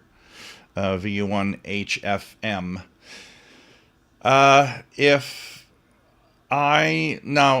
Okay, before, no, because before what would happen is that my antenna was MLA30. It was on the front of the house, and transmitting antenna for my Yaesu was in the backyard. That distance was so big that it overloaded the device, but it was not, it would not kill it. So I would not disconnect it. Now, I just put a loop of wire on the RSP in the backyard. They're 10 feet apart, 12 feet apart. I'd say 12 feet apart. That, for me, is, I think, a little dangerous. So when I will use my transceiver, I will disconnect the SDR. Just to make sure that the signal's not too strong that it actually blows the input amplifier transistors. David P. Miller, Bigfoot's call sign D4RRYL. Huh. Ricky, salut. Nice to have you on board. Come over to. It's nice to have you here, my friend. So, pretty cool. What else do we have? Radio Exchange Data USSR. This is putting poor signal on odd frequencies. Tusselnov, it was a nurse. The problem was a nurse. Man, I looked like some kind of, everybody, all week, everybody was like, what do you have here? I was like, yeah, I know. It's like, it's too, I wish it was minus 25 so I can wear long sleeves. Nobody would see it. Boy, that was some, when, the worst was when, like, the third time, she was like, okay, I think we're going to try this. And it's like, yeah, everybody loves to have a needle get in there, all the time. It's like, it doesn't hurt. No, it doesn't hurt. Yeah, that was my week. That's just to let you know. And you guys see everything. You got to be careful. You guys see everything. Good. Might be 10311 upper Sideman faint in southwest Colorado. So, yeah. Mike WX50. Any word on Keegan DXer? Nope. At all. It's almost worrisome. It's almost to the point where it's very, very worried. I'm kind of worried. So, unfortunately. Tosanov, I was always wondered what blew the front end of my old DX440 was either lightning or testing a CB radio nearby. I had CB radios fairly close to radios, and I mean non-modified CB radios typically are roughly in the 4 watt region. 3, 4, 5 watt in there. And even though I transmitted, and many radios, I've transmitted over the years a couple of feet from the radios themselves, there was never an effect. But you know what? Some radios are more sensitive than others. There are radios that the front end is very sensitive to specific you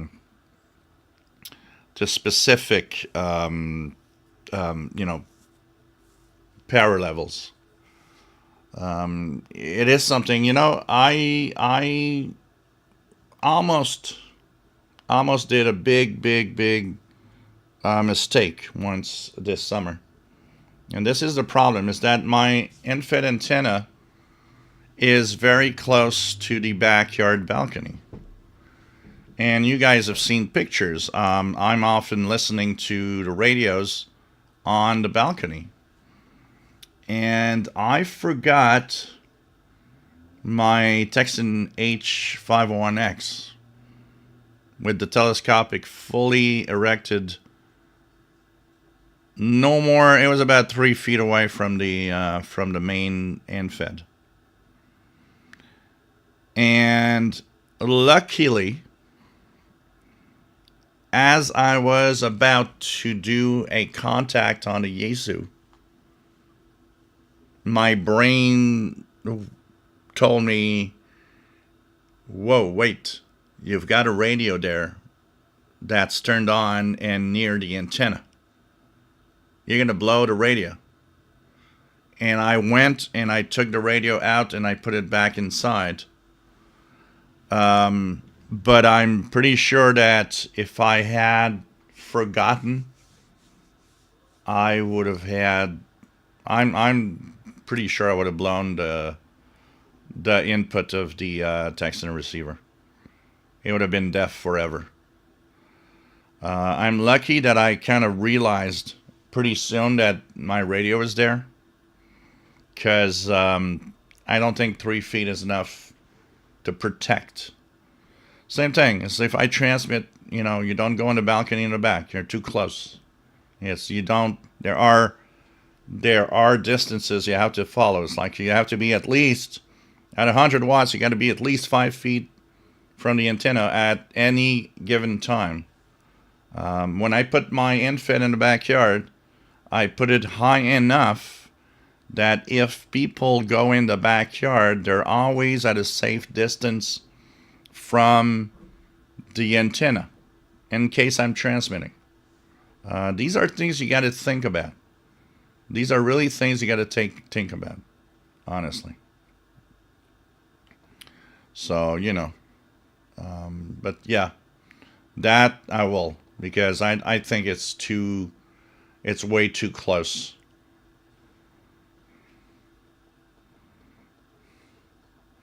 Brian 10313, let us be a nice consistent signal. Close enough. I had dummy load, but I also had a wire antenna strung up that I used. Jean Arash, even for the most experienced nurse, finding a vein is sometimes next to impossible. This is the type of thing that can happen. Sometimes they'll try several places before they get a vein. Yeah, but it's the first time that happens to me. Usually they find one real quick. But there is one explanation that I will accept, because I was thirsty, and she looked at me and she said, "Are you dehydrated a little?" And I said, "You know what? I'm thirsty. So I guess I probably am." And she said, "You know, drinking water an hour before you have a blood sample sometimes makes the nurse find the veins a lot easier, because that extra water makes the veins swell a little more." And I was like, "Oh, yeah, okay." Well, and I was thirsty. You know, I mean, it was a routine checkup that I had planned for this week. And but boy, yeah, look at that. That's beautiful. It's, you know, I did joke to them. I said, "Oh, I guess you guys are vampires." And the doctor also joked. The doctor said, yeah, and we're going to take 20 samples, not just 2. Sometimes. Fred Water, and my mom was in emergency in 97 Halloween. All the staff was dressed for Halloween. And a nurse came in to draw blood, and my mom took one look and rolled over. Later she said, I was so out of it. I thought a skeleton was taking my blood. Oh, God. There are times, sometimes.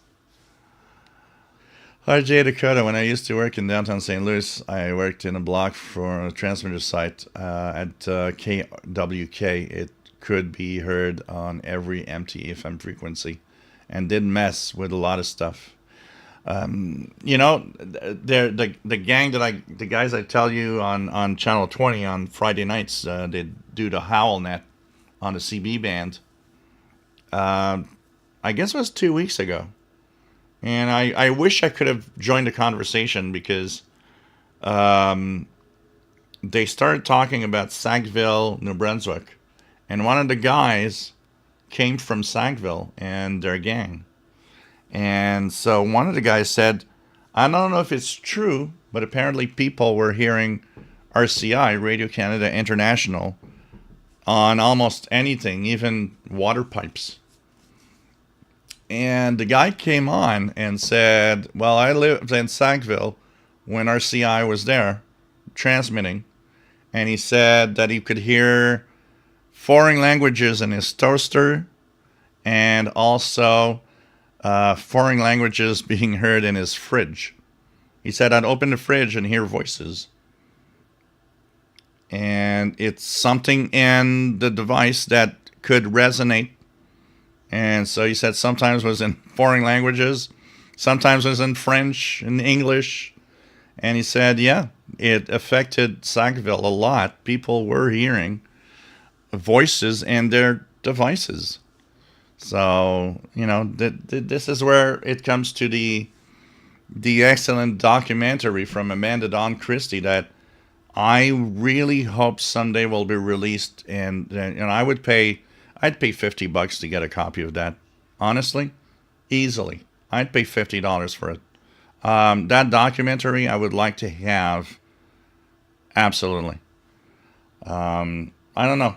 Hopefully someday maybe she'll release it and we could buy a copy. I don't know, but honestly, that I loved that documentary.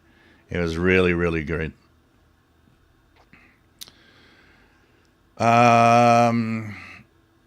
Coco, Lucille Ball heard the Japanese in her feelings. It reminds me of the episode of the Gilligan Island when he would hear radio stations, and what would he do? He would just like swing his head back and forth to change frequency or something.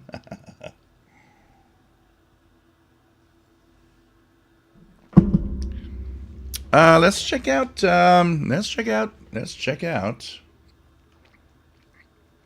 some broadcasts. 11.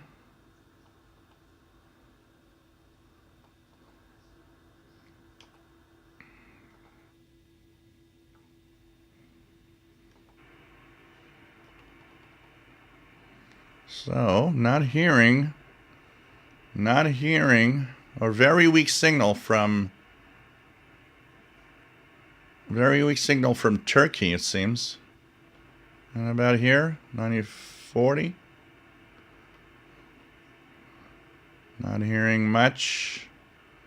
And the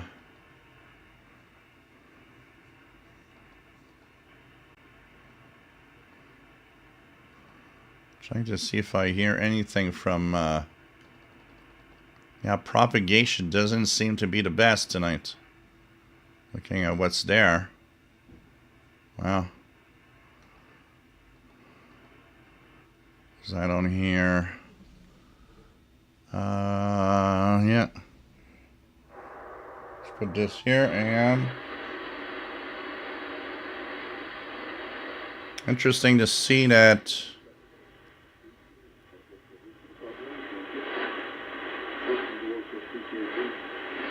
So I'm hearing Voice of Turkey is very, very weak on 11785. It is interesting to see that Brazil on 11780 isn't there tonight. That's interesting. No Brazil tonight. Propagation is kind of weird right now. So this is interesting.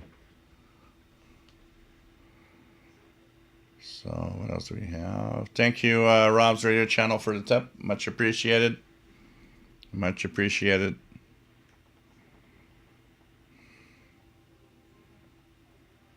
RJ Dakota, yes, you could easily hear the stations on lead pipes. And like I said, it messed with a lot of things. It might be French in the toaster. It might be French toast.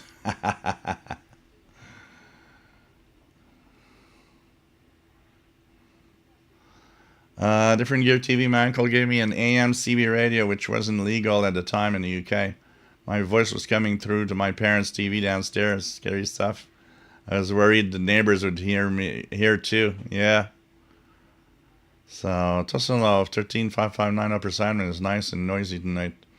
Yeah, 13560 is a scientific instrument and RF ID tag frequency. So you hear what you hear on 13560 is always local to you.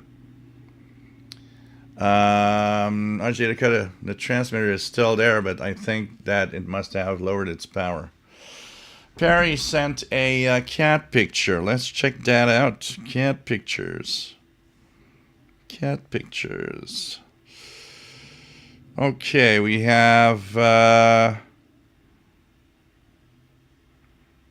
Kevin W. that's sending a picture of his Good Robot Diablo lagger, which looks interesting. What else do we have? He's got a dog. And so here's the dog. It's pretty cool.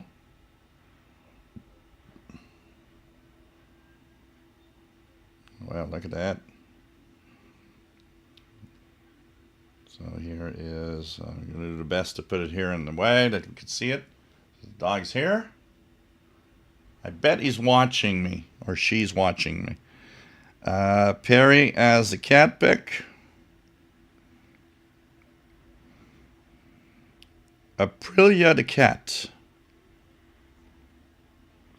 So here's, look at that. Beautiful cat. There we go.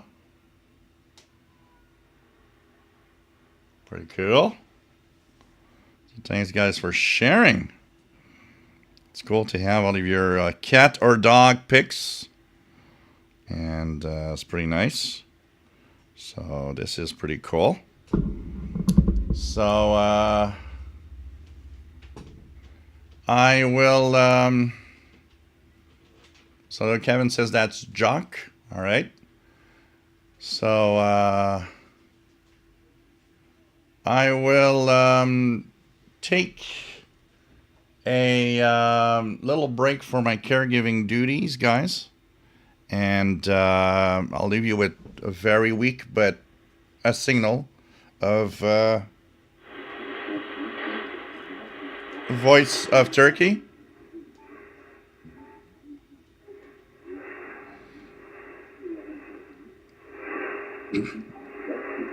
And I will be back in a couple of minutes as we continue the live show. I'll bring another beer at the same time.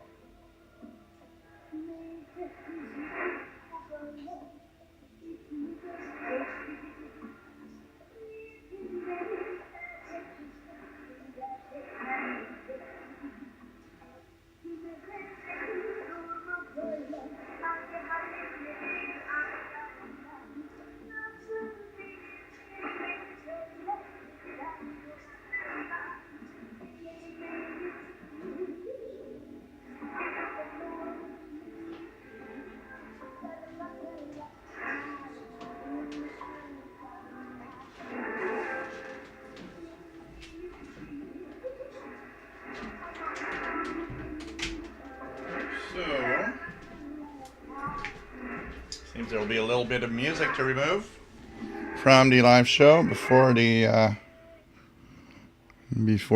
copyright infringement of Voice of Turkey. All right, so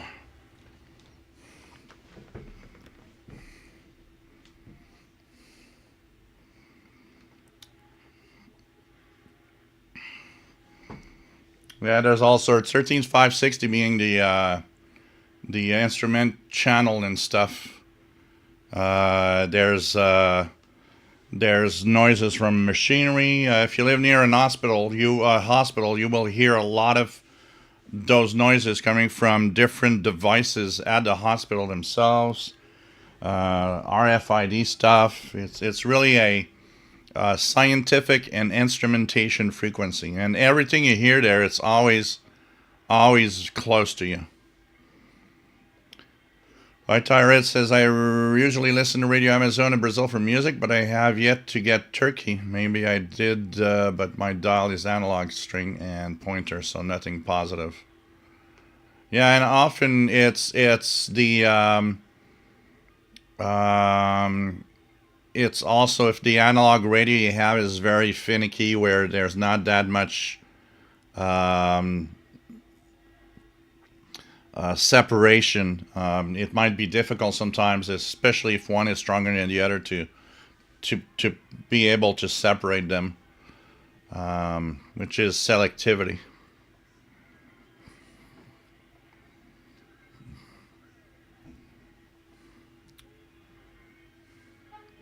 $11,785. Yeah, K index is in the we were in the minor geomagnetic storming, so it's not the best conditions tonight.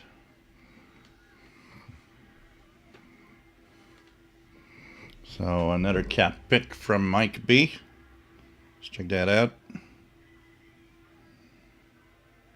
And here it is.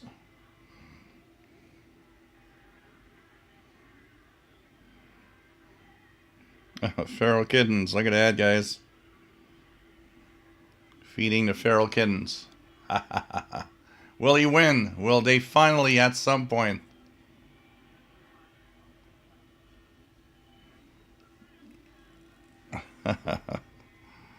Pretty cool. That's pretty cool.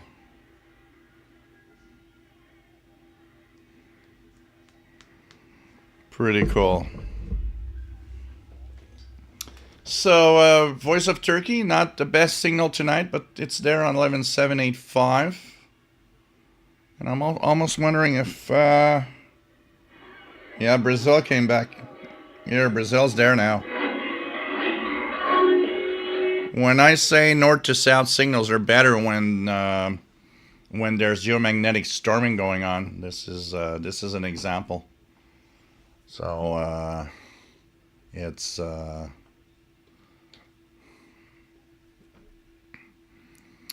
pretty interesting to look at the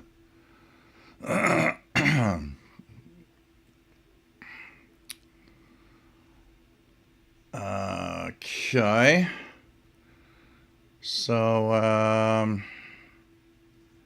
just looking at everything, anything else in this in the pirate stuff, I will check that out.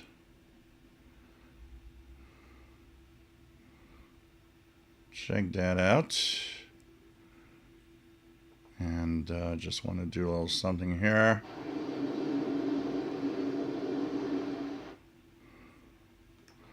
Okay.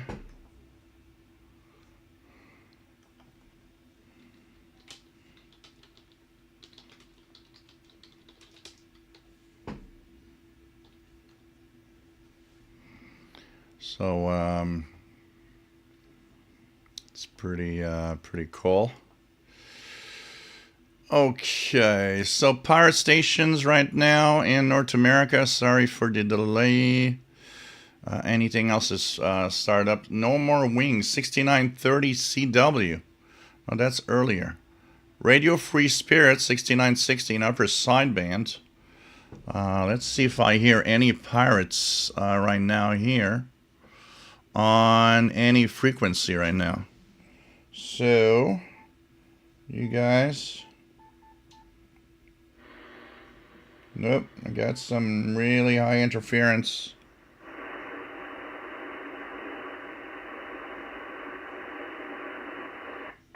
Need some really good signal. So right now what we have that is interesting is Brazil.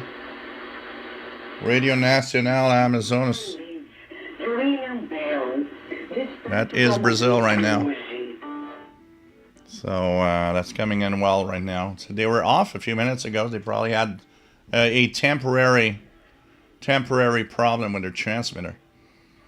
Paul Stringer, some analog radios you have to calibrate, yeah. But one of the biggest problems with analog, one of the major problems with analog receivers often is that the selectivity isn't that great. Craig Martinetti, 73, take care. And yep, the sun is mad today, and we got some geomagnetic storming going on. Tosanov is about half a mile away from the hospital, so you got a lot of stuff coming from the machinery in the hospital itself. Gilles Navarre, Roaring 2020s, nice to have you on board. Warlock, nice to have you here. David Ward says 11780 strong in Texas. So this is pretty cool to hear that and see what happens. So cool stuff here. Anything else that we're looking at here on? So no pirates that I've been hearing for the moment. Priam has nothing until 2 hours from now at 0 UT for the number stations. So next week is the CQ Worldwide Amateur Radio Contest that I'll be participating in.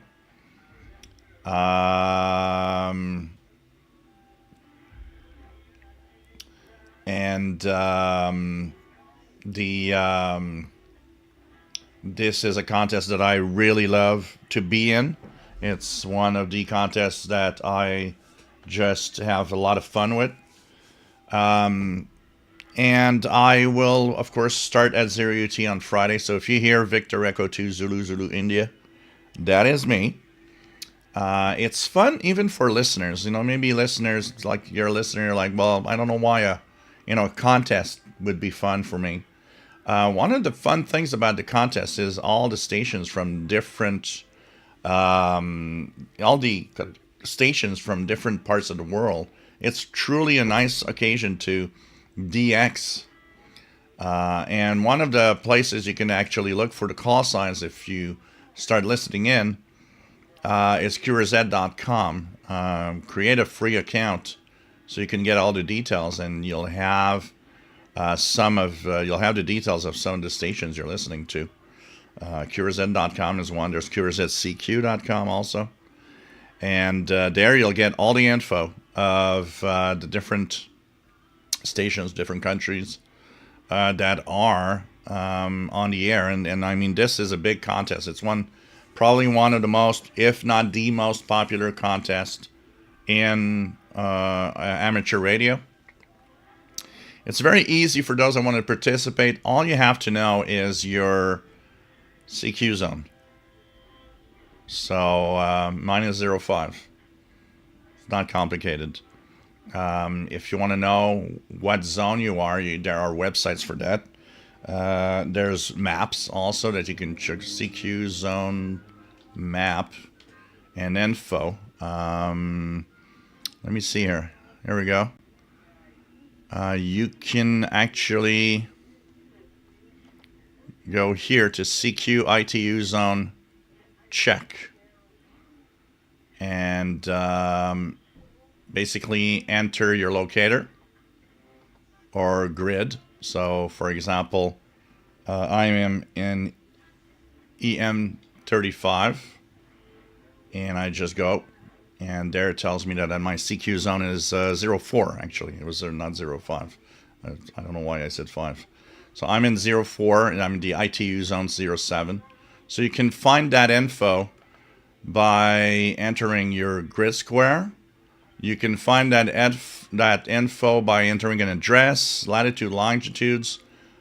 In the top, you have mode and grid. So if you want to know what grid you are in, what CQ zone you are in, this is where you do it. No, I'm 05. This is not... okay, I'm in FN 35. Sorry. I'm 05. All right. I'm all messed up tonight. So I'm in FN 35, Fox November 35, which is CQ zone 05. There you go. Now that sounds better. And it tells you that, all the where you are. And so when you do a contact, what you do is you simply give the signal report and your CQ zone. So, for example, if I make a contact, I'll say to the station that when I report back, we usually don't really use the correct, even the signal is not that strong. Most of the time in a contest, we just say 5.9, and that's it. So we'll say 5.9 for the signal report, and I'll say 05 for my location. So every time I do a new station, it'll be 5905.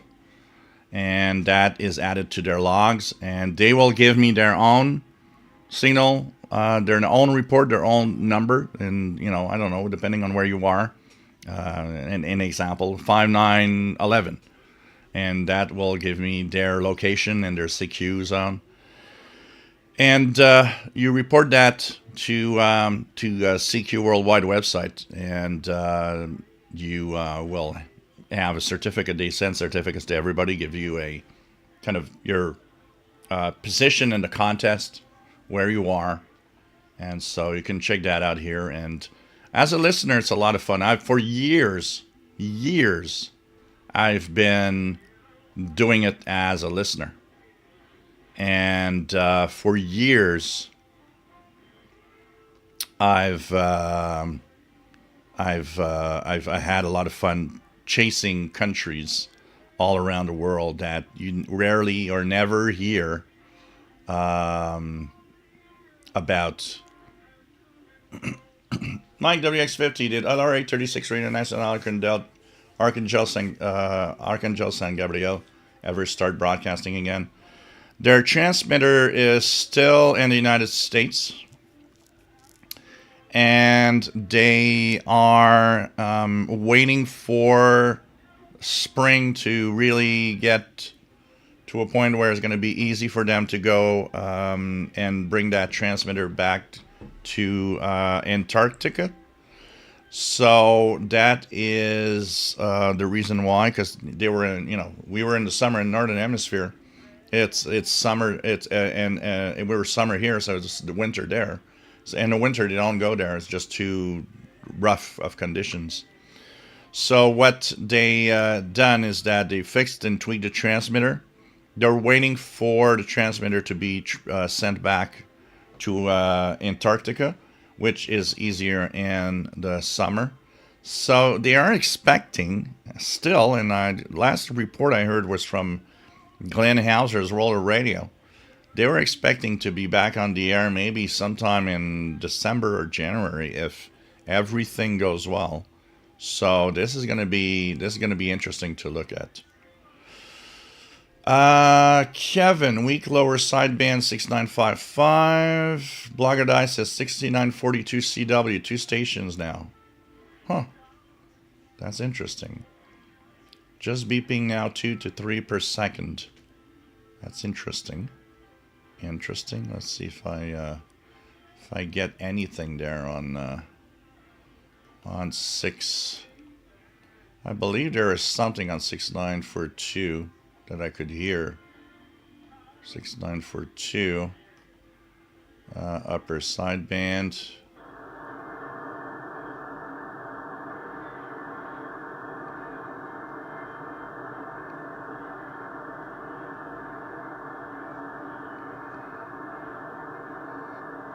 Because I'm not sure. I think 6942. And let me check out here if I could find it. There was a NATO Link 11 signal around there.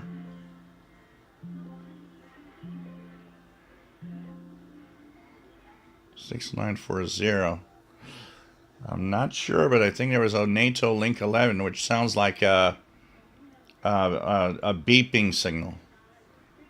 And that is a NATO signal.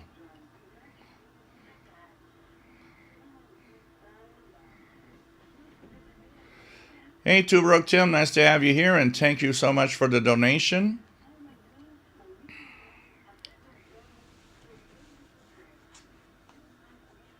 So, yep. David Ward, 11780 strong. Okay. RJ Dakota has been really dry here over the past week, so the rain is welcome, but doesn't let me go outside to listen. Yeah, we are in a situation that is really, really bad here. The St. Lawrence River is at a very low level, and it's been many years since that happened. And so, yeah, it's very dry. We even had some warnings that forest, if you go up in your, in your shack in the forest or anything, you do camping, you're not allowed to do any fires right now. It's just too dry.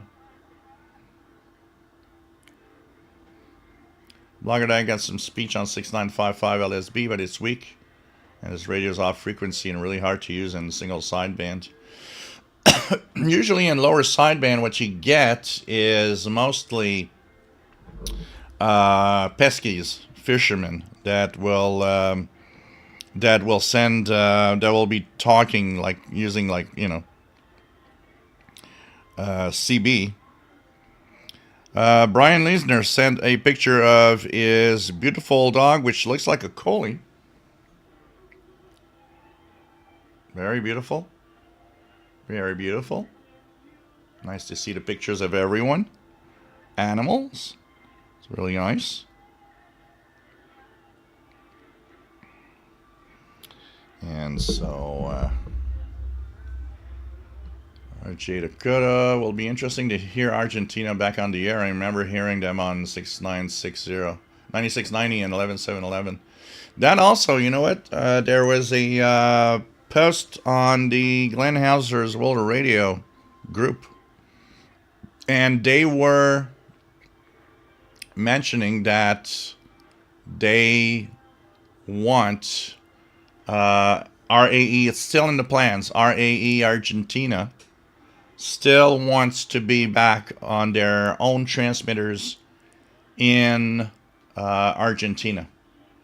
So this is kind of interesting.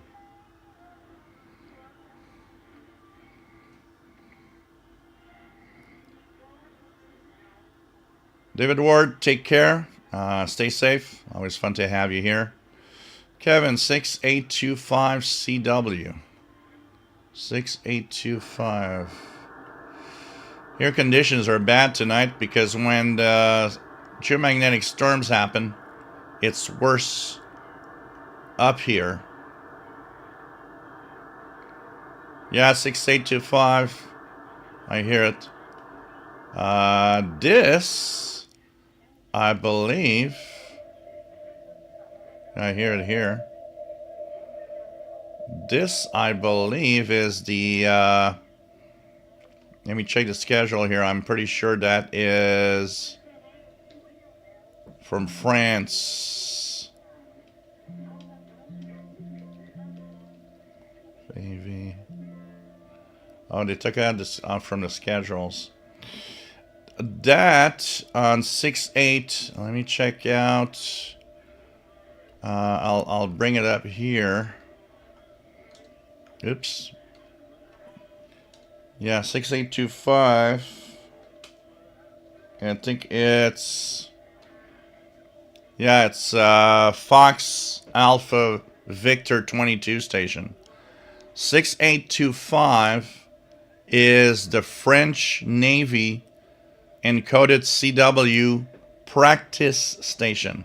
So this is how the French Navy has practice for their crew on ships with Morse code.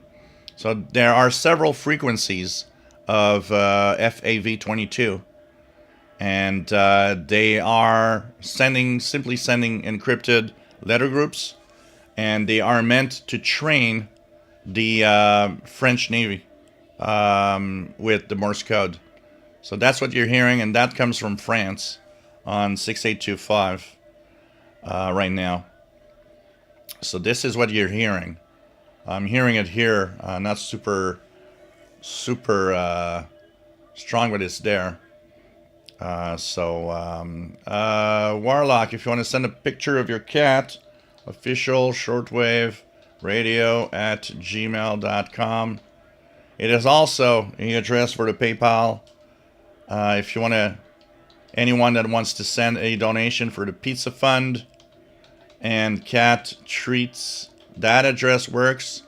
And also this one works. They all go to the same account. So if you want me to not starve tonight, I can send a little something. So, okay. So, yep, that is Fox Alpha Victor 22, French Navy Morse code training with encrypted messages being sent out in Morse code.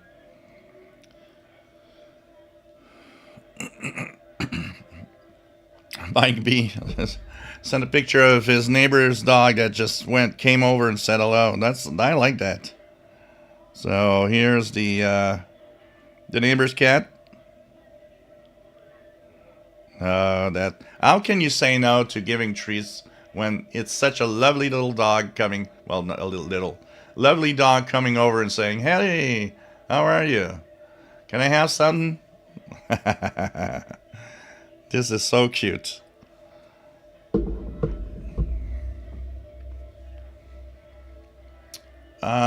Sheila, nice to have you here from Belleville, Ontario. And Tosino sounds like perfect code. Yeah, these are sent on computers. Brian Leisner, 6824 upper sideband, CW on my Ratty RF 919. CQ EQ setting is a really useful workaround. Glenn Hauser on 17790. That's from Okeechobee, Florida. Let's see if I get it up here. Yeah. It's not very strong here, but Glenn Hauser on 17790 right now via WRMI. Always a great listen to. Somebody mentioned, by the way, something that I saw go by, the Spectrum monitor. And for those of you that don't know, but there is a excellent publication. It's electronic only, but it is pretty much the same type of magazine that was monitoring times. And in fact, a lot of the monitoring times people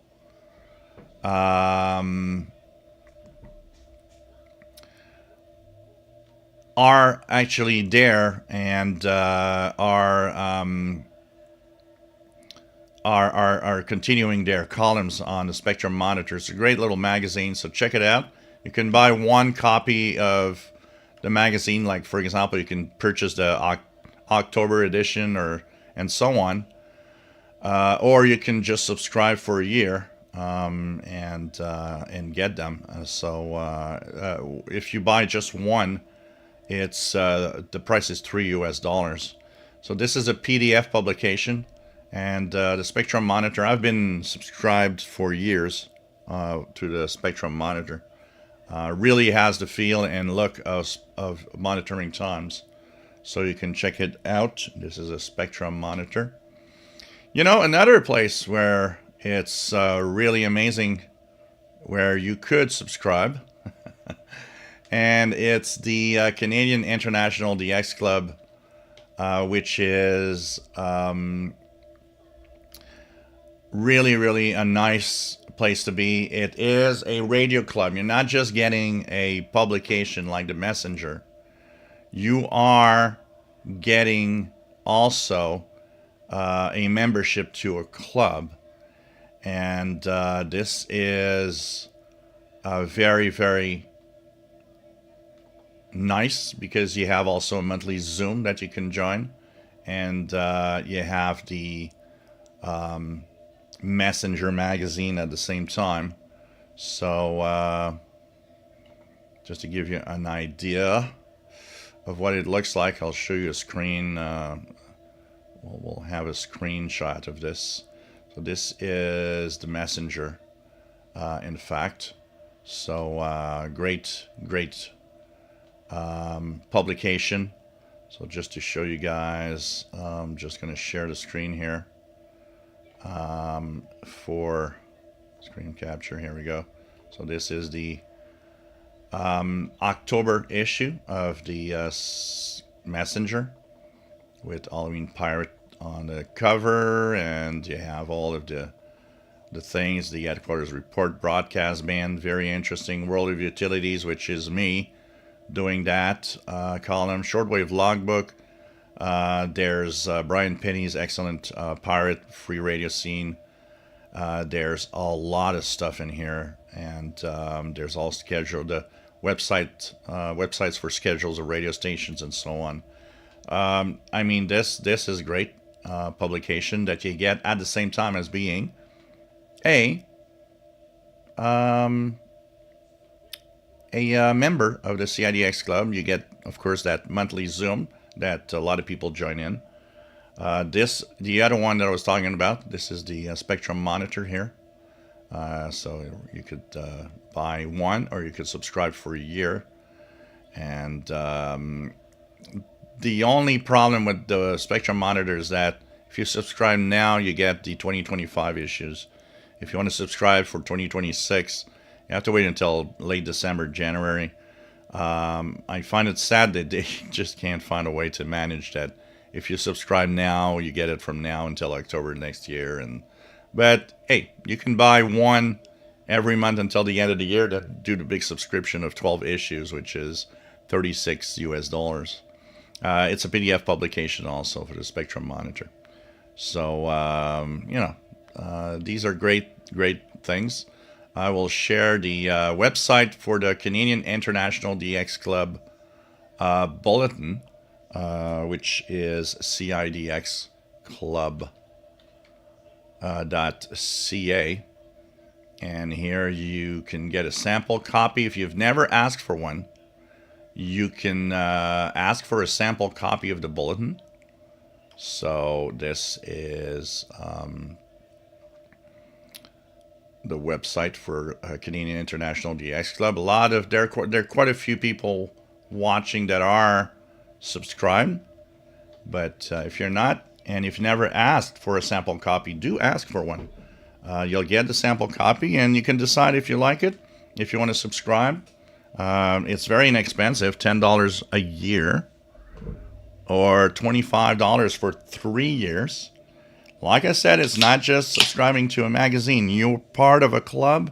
You have the CIDX Zoom every month. Another example of how useful it could be, CIDX has a special 20% discount for those that wanted to order the World Radio TV Handbook. This is another example of how being in a club sometimes is kind of cool. And you know what? Why not check it out? Sorry, guys. All right. What else do we have?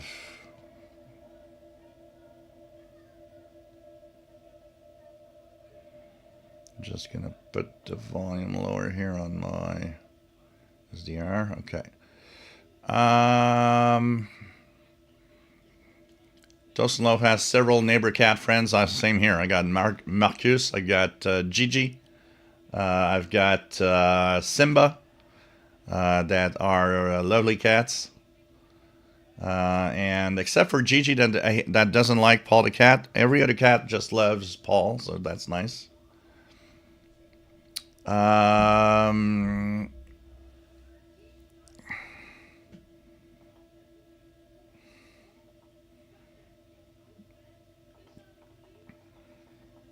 So what else do we have? So we have Simon Templar says yes, Spectrum monitor is worth it. Kenneth has 17790 coming in, 5'8" in Tucson, Arizona. Mike B 17790, strong in Southwest Colorado. Geneva Roaring 2020s, would it surprise you to hear AI sending and receiving ham radio shortwave? You know, it's something that could happen. We never know. You never know. AI will do a lot of stuff, and it'll be hard to, at some point, make a difference between what's AI and not. It's something we got to check for sure. Paul Richardson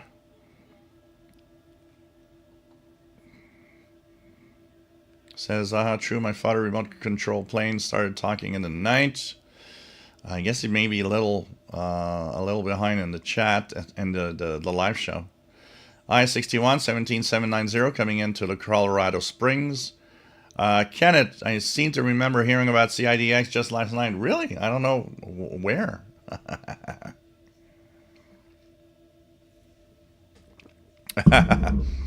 Oh yeah, Fred, you've heard of the Spectrum monitor? I heard this guy has this programming column when where it talks about different programs he can listen to.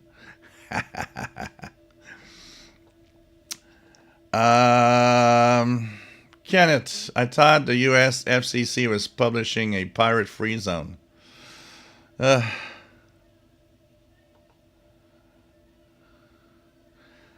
I am hearing one that none of you will get. Non-directional beacon, Mike Sierra Queen on 25 watts on 35.1 kilohertz.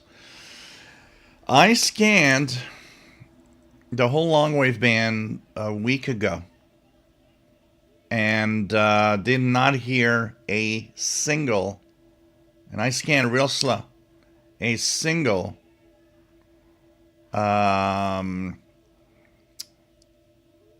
non-directional beacon here.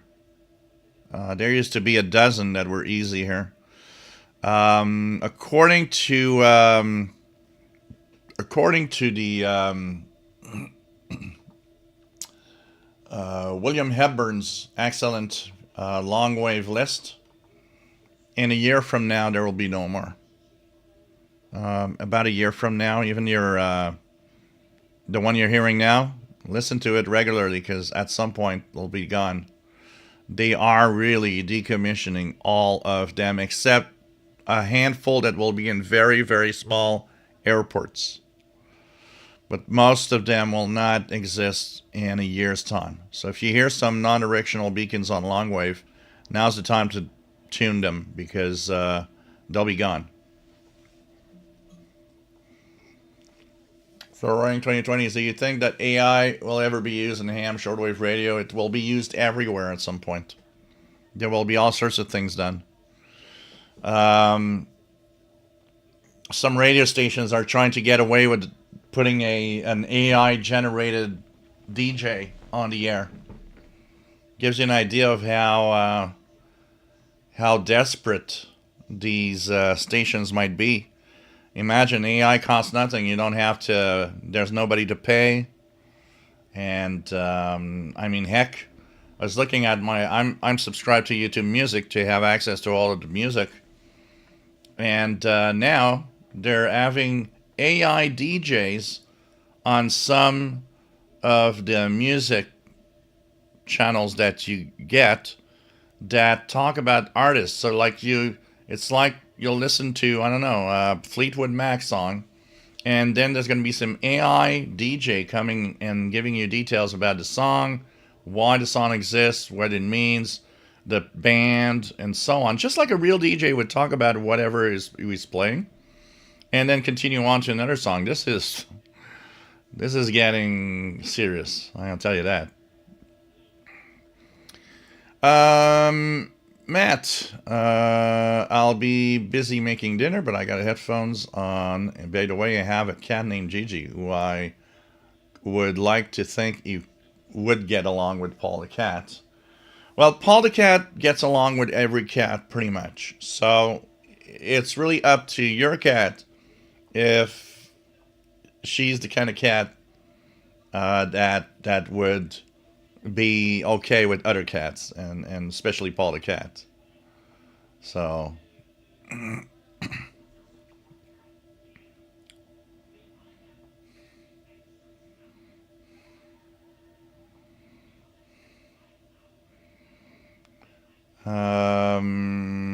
I said 61 says 7 neighborhood cats, maybe more, and then we have our cat.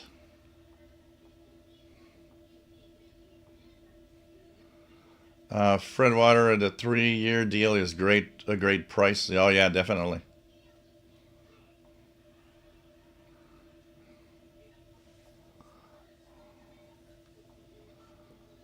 Jean Arash, what is your email for a PayPal donation?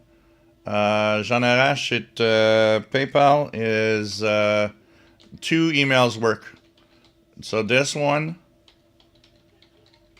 and also this one.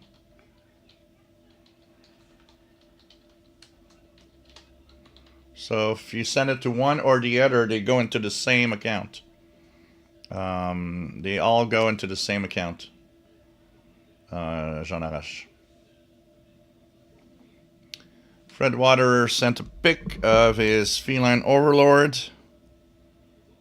And so let's check that out.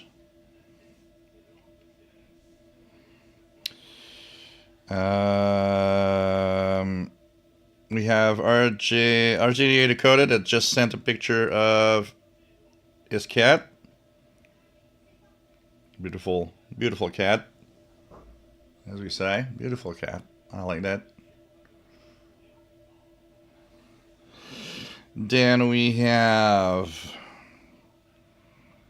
Fred Waterer that sent a picture of Charlie listening to Radio New Zealand International.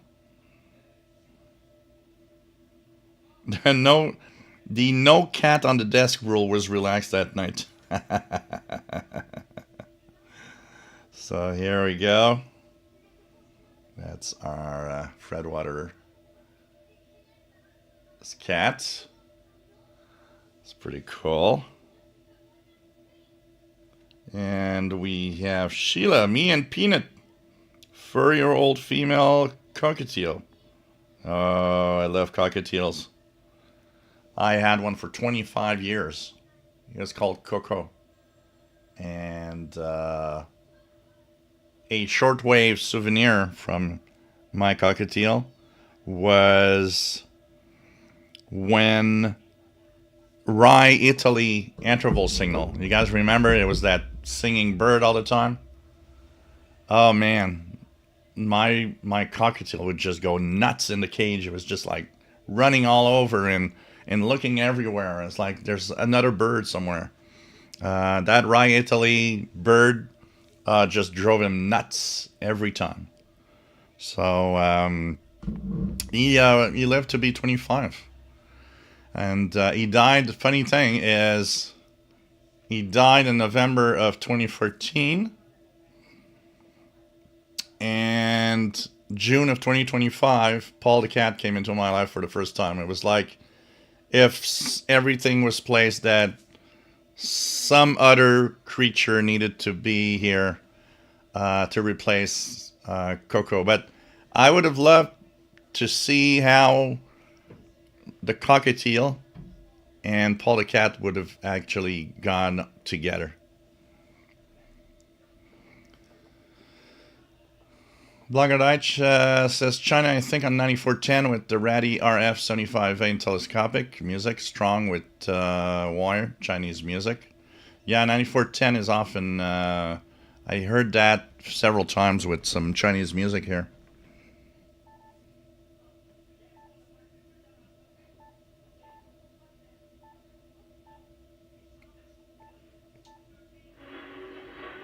You're hearing the Chinese music here too. I'm hearing the music 9410. A lot of the broadcasts from China radio are actually changed to Chinese music for some reason. So 9410 at this time, it says 22 to 23 UTC. Should be China Radio International in Portuguese. And this is one of the services, Portuguese, that is often just music on China Radio.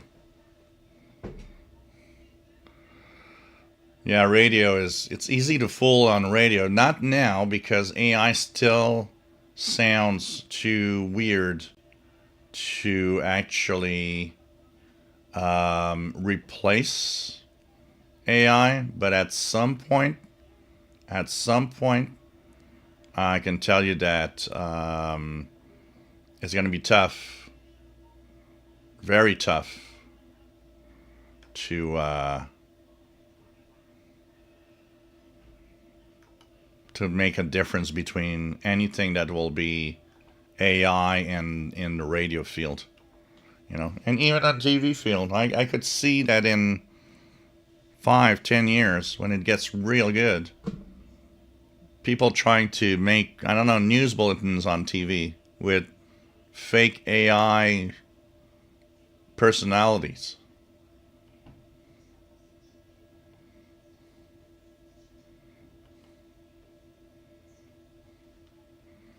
Doesn't know if I listen on long waves sometimes, but never hear anything. I assumed it was lack of a good antenna, but there may not be anything there to hear here.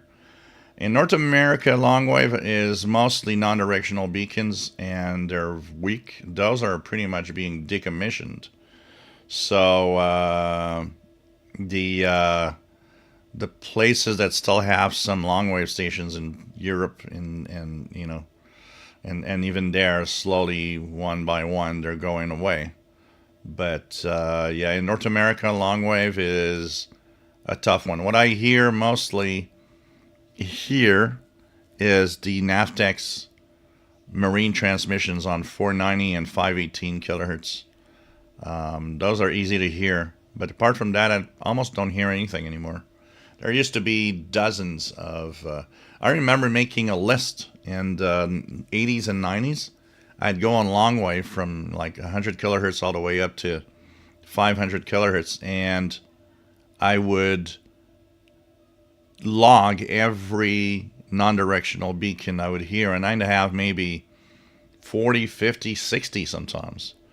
But now today, man, I've tried a couple of times, and I'll try again. I've tried a couple of times, but I will try again. Hearing just one is almost a miracle now here.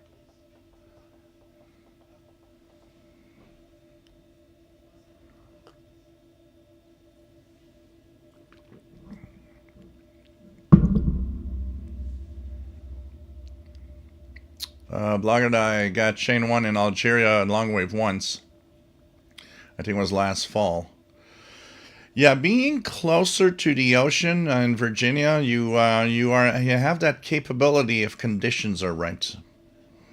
To Rogue Tim, did the BBC have a repeater in Gander? No, when BBC transmitted to North America, they were actually using a relay in Antigua Island in the Caribbean.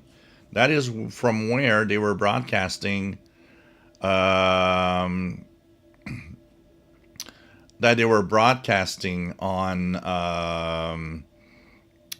to North America. They were broadcasting from there, the Antigua relay station. So yeah, the picture that Fred is talking about of me and Paul, I'm gonna show you guys how that picture is real nice. It's in the balcony in the backyard, and here's the picture. This is a great picture of me and Paul the cat together in the backyard. Look at the paws of Paul the cat hanging off the balcony. It's just so cute.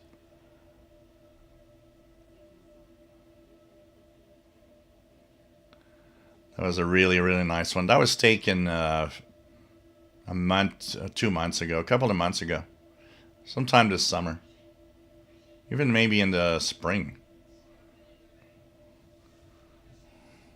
So that is Jean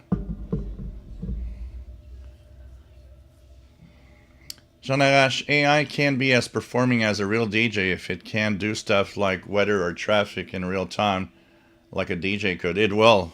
It can do that already. It just sounds a little robotic. Just feed it whatever you want to feed it. AI will do all of that at some point. RJ Dakota, never heard anything on long wave. Tosalov, I feed the wild critters table crabs. Probably too much salt, really. Yeah. Brian Penny, checking late. Nice to have you on board. Thanks for the beautiful card. You actually made me notice that Canada Post is actually working again as they were on strike. So Mr. Brian Penny sent me this beautiful little postcard from his location in Cape Cod. Mike B, is the PL680 or D808 better on airband? I would say they're probably the same. But then again, I've never compared them on airband. So that could be an occasion to see if one is better than the other, honestly.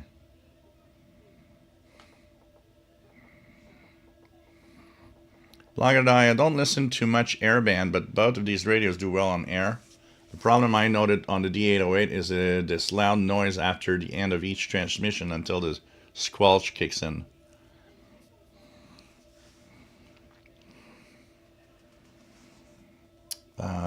Fred Water, that rye interval signal drove my dog crazy in the 80s. Right, I read, I always find radio beacons and other utility stations a little creepy.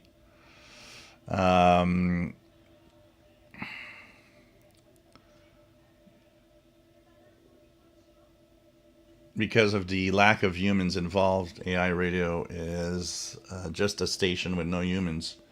Not even pre-recorded, but it's Halloween. Yeah. I-61. I listen to airband every so often as we live close to the airport. On the Eton Elite, having the squelch set to 2 and static isn't an issue. Different gear TV, it's going to be tough when it's man versus machine AI warfare. Could that happen? A bit like Terminator stuff. I don't think that would happen. I think the problem, because a Terminator movie gives the machine the fact that they have become self-aware of themselves. And I don't think machines can have that because they are machines. So I don't think that would be the problem. I think the biggest worry we need to have about AI is mostly AI replacing us in so many places that we can't even deal. We don't even know the difference. We just can't notice that it's AI talking to us. But in terms of AI becoming or being against us, I don't think that is a thing that can happen. Yes, war machines made with AI capabilities will exist to maximize the killing ability of that machine against military and so on. Maybe if we have a positive thing about AI and war is maybe it will be machines killing each other rather than machines killing humans in fighting. Maybe that, we see already with the drones. I mean, all the drone attacks on Ukraine and Russia, But I don't think machines will exist in a form that they want to kill us intentionally, like Terminator movies do. But the AI portion will be so rough to make a difference. This is much more scary. Knowing what's AI and what's not, that is scary. That's really scary, honestly.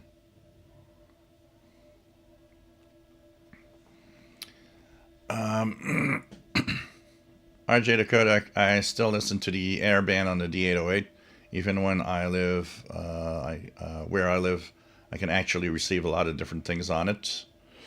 James Farley's got a 10-meter beacon, XE1GAL on 28275 from Mexico.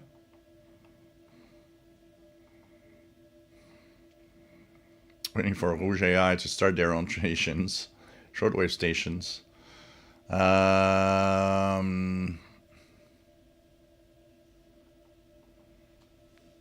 Kenneth says, Jill, the TV executives will probably generate dead newsman women or celebrities as they usually have no imagination. Yeah.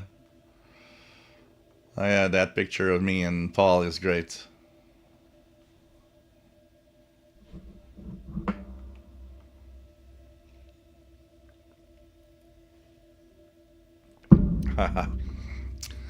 Different Gear TV says that's when Paul the cat just ate tuna pizza with extra anchovies.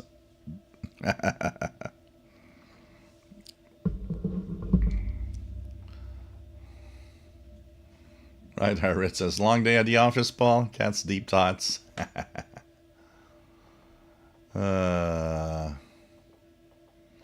Brian Leesner, the best I have, hands down, for the airband is my ICOM ACR6. Scans pretty fast, and when I really want to hear aircraft, is the best that I have in my collection. This is where I always say that if you're serious in the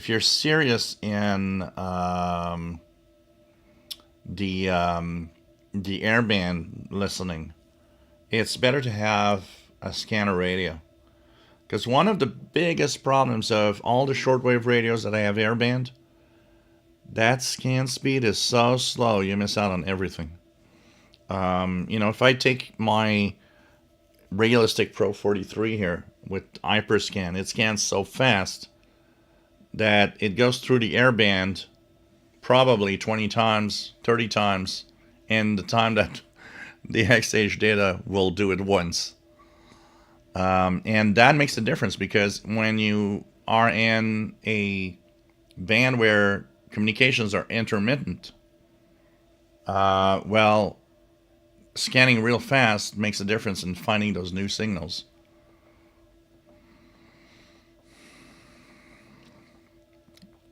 David says, I've always defaulted on my ICOM ICR5 and ICR 8500 for airband monitoring.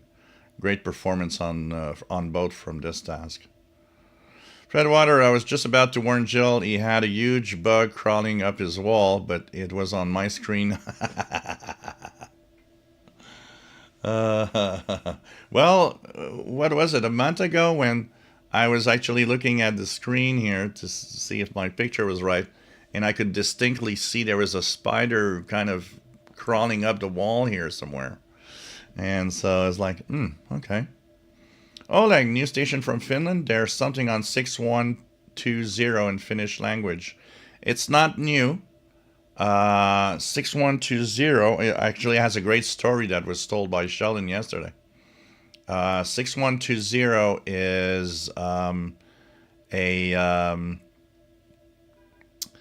the frequency that used to be Radio Finland. Was there all the time in the day. And there's a station that applied for a license to get that frequency and is broadcasting on 6120 now from Finland. I think it's a 24-hour thing. He's actually transmitting with an ICOM IC 7300. And he put it up as an honor to Radio Finland. So 6120, is Blacksmith Knoll and it is in honor of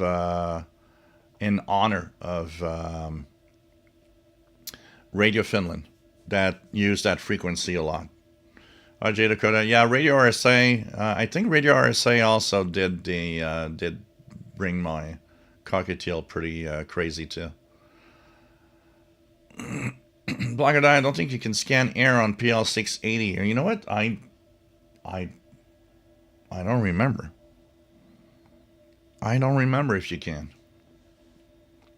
By the way, I'm going to start a series in the next week or so. I'm trying to make videos because I know that I've been really, really bad at maintaining my shortwave channel lately.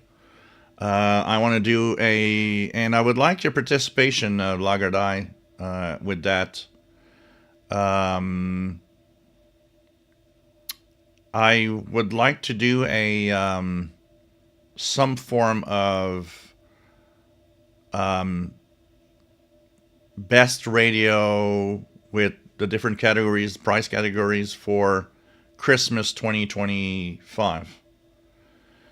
And actually, I was thinking of contacting you, Blogger Dive, to see if we could do some kind of.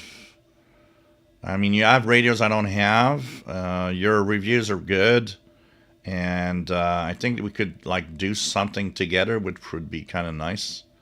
You have either via Zoom, or I don't know how you want to do it, or just me, saying as it is the way that you want it, and that's it. But anyways, I had that idea this week, so I'll be doing something.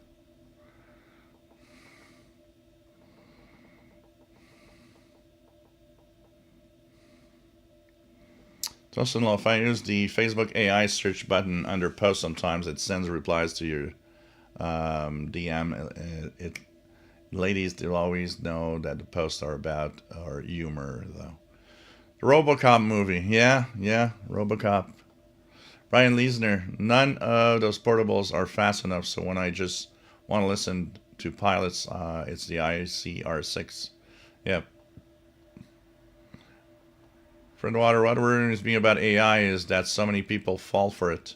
As it gets better, reality and fiction are blurring together. Yes, this is the main problem of AI. It's the main problem of AI. It's not knowing what you're listening to is real or not. Just like we have a huge problem right now with people not knowing if what they read or listen to is real or not. And it's something that is, I think that's the scariest part of AI. $54 Cal, shall we play a game?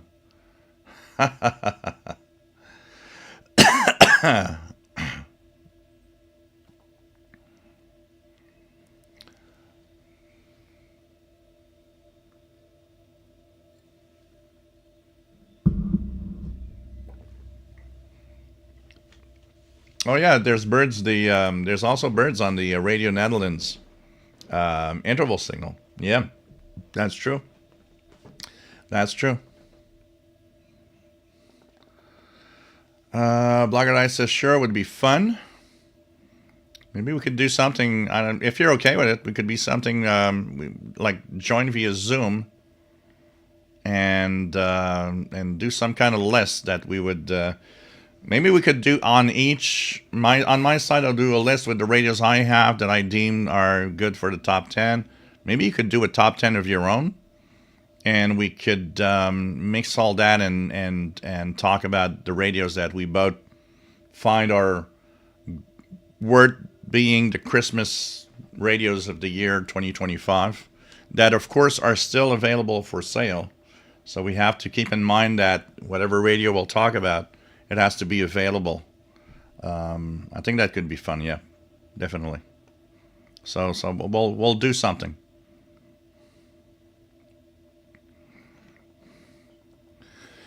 Might be. I would like to see you do a review of the PL880. Yeah, I would need to get my hands on one. Actually, you know what? I forgot about it, but I think there's somebody here in Montreal that has a PL880 and told me that he'd be happy to lend me his 880 for a month so I can play with it, and do a review of it. And I should probably take that opportunity. Listen, if I hear a lot of machine narrated stuff these days on YouTube, sometimes it takes a while to tell it's a robot, but you'll almost always hear it pronounce something strange exactly the same way. Yeah, there's little cues here and there. Sometimes it's very robotic in the voice. Sometimes it's the way it pronounces something that, will kind of show you it's not a human that just read that article. But that's going to get better. And at some point, that's going to be something you won't even be able to make a difference of. Yep. Different Gear TV, watch out for the Lee Gianni RD239. If you use external antenna adapter, it rips the tip off because the socket is too tight. Wow. Longer than there's a whole sci-fi genre of AI written fiction on YouTube, yeah. Yep, lots of stuff. Blogger says he sold his PL880, wonderful speaker. So maybe I should find an email and get in contact with that person that wanted to lend me his PL880 for a month, and I never owned one because I finally jumped to the PL990 back in the day, which is kind of interesting. So I don't know. It's very interesting.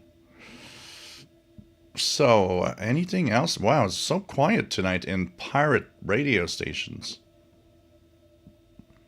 Nothing showing up. And let me check out my SDR here. Let's go back up to 69. It's very quiet. Very quiet.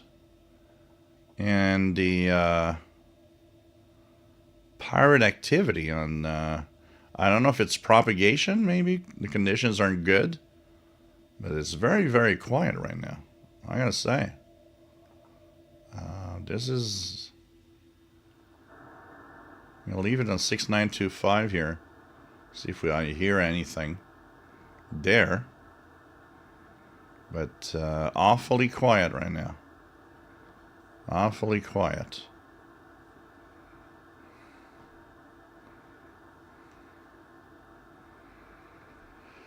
Oleg, WRMI, strong at 15770. Hey, David's Radio Room, nice to have you here. Ardad, nice to have you here. Lagadai, Microsoft Copilot and Grog voices are fantastic. John Ash, you gave us the example of Absolute Radio in Germany once, but are there stations in Canada doing the same with AI? Not that I know of. I know there was an experiment done on a couple of stations in the United States, which have not gone very well. People just, when they learned it was AI, people just went nuts, and they stopped the experiment. People don't want that. Don't want that at all. So that was something that happened maybe in a couple, 2, 3. We talked about it in the International Radio Report. By the way, there's our International Radio Report, and we're going to have a little article or a news item about Vermont Public and a gentleman called Joe Technicalities that is in the is about to win. Well, he's in the about to win a an award. It could win an award, and we have actually going to have a special edition of the International Radio Report with the standard International Radio Report on our YouTube channel, as we have interviewed him. He's head of technology at Vermont Public, which is the public radio in the United States, but just here on the south of, the border of Quebec. And so we will have the standard show, a little bit of commenting from him, in the Hall of Fame, or not Hall of Fame, but the awards. But we'll have a roughly 45-50 minutes interview with him as a separate YouTube special edition of the International Radio Report that will be posted tomorrow. So if you guys want to listen to that, we ask a lot of questions about the lack of funding, the funding going away, and what it means, and so on. There's a lot of, and we talk about HD radio also, and it's very interesting, actually, very, very interesting. So I hope you guys check that out. So along with the International Radio Report show that we have, we'll also have that special edition with him interviewed on a separate YouTube video, special edition.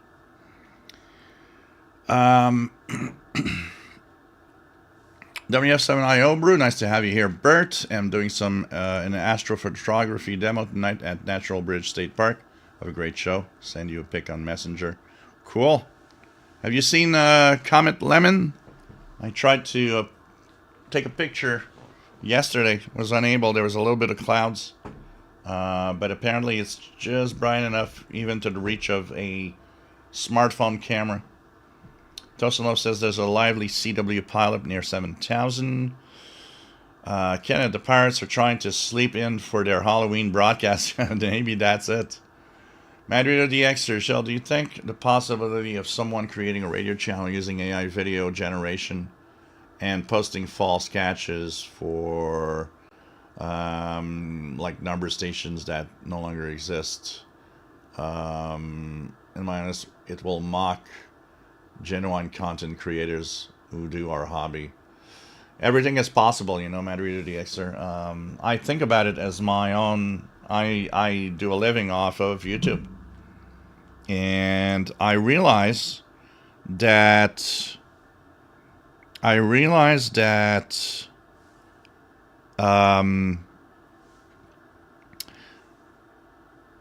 YouTube channels could easily be done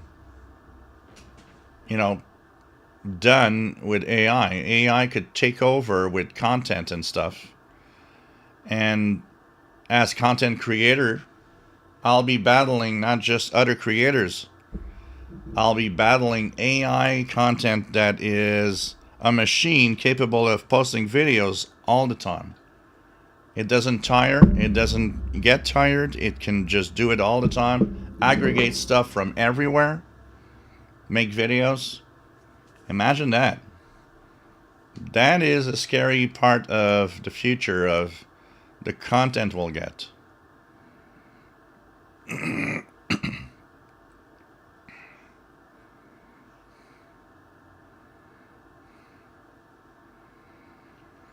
Friend Water, it's good that people rebelled against AI radio. Yeah, and especially one of the stations did it without telling anyone. They had a female DJ.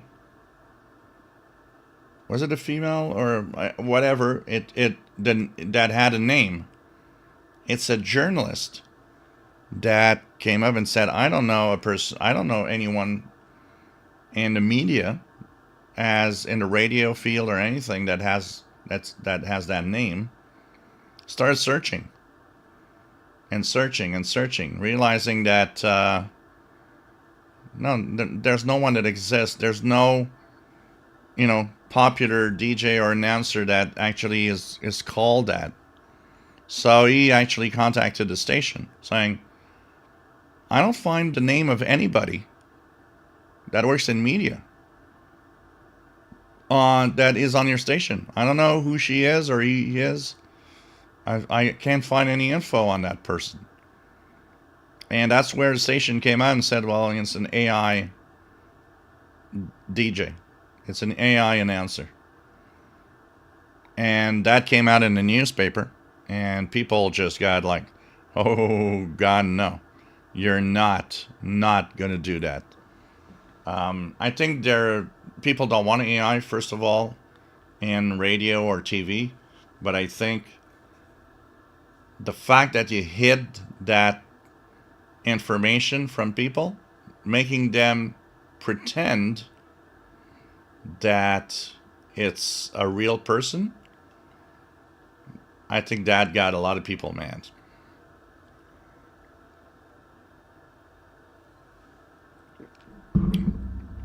Logger Dice is 15770, strong on the DXing DE 1101 with external wire.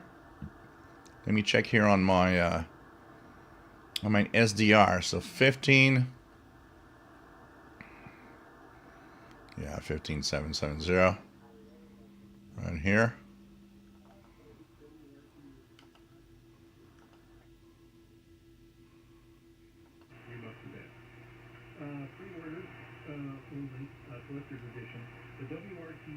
So that is voice of shortwave radio, actually. Let me switch the to a display capture and put the audio.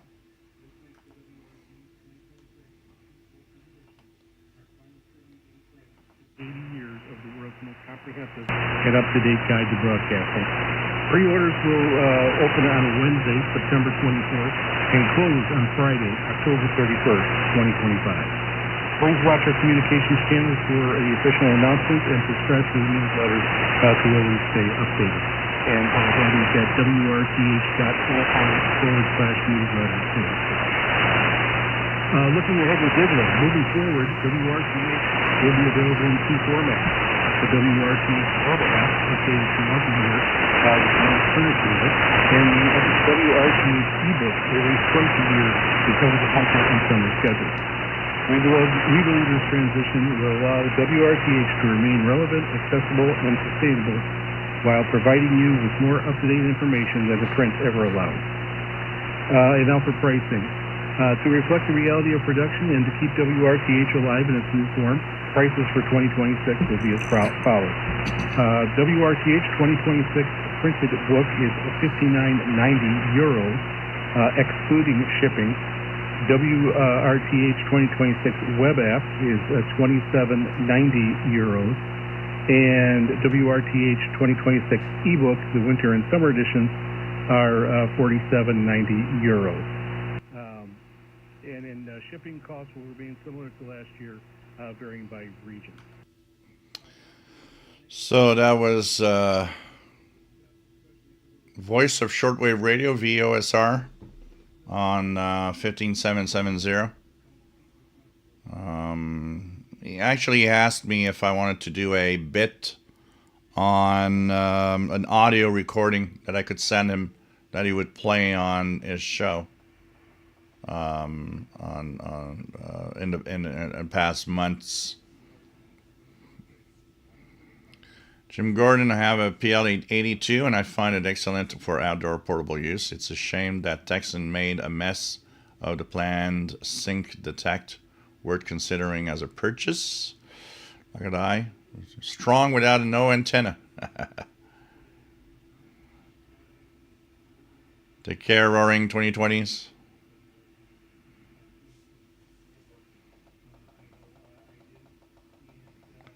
Kenneth, 15770, coming in 5-7 in Tucson, Arizona.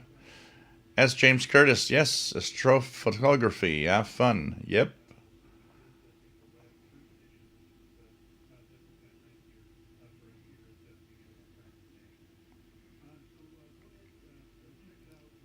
So do this.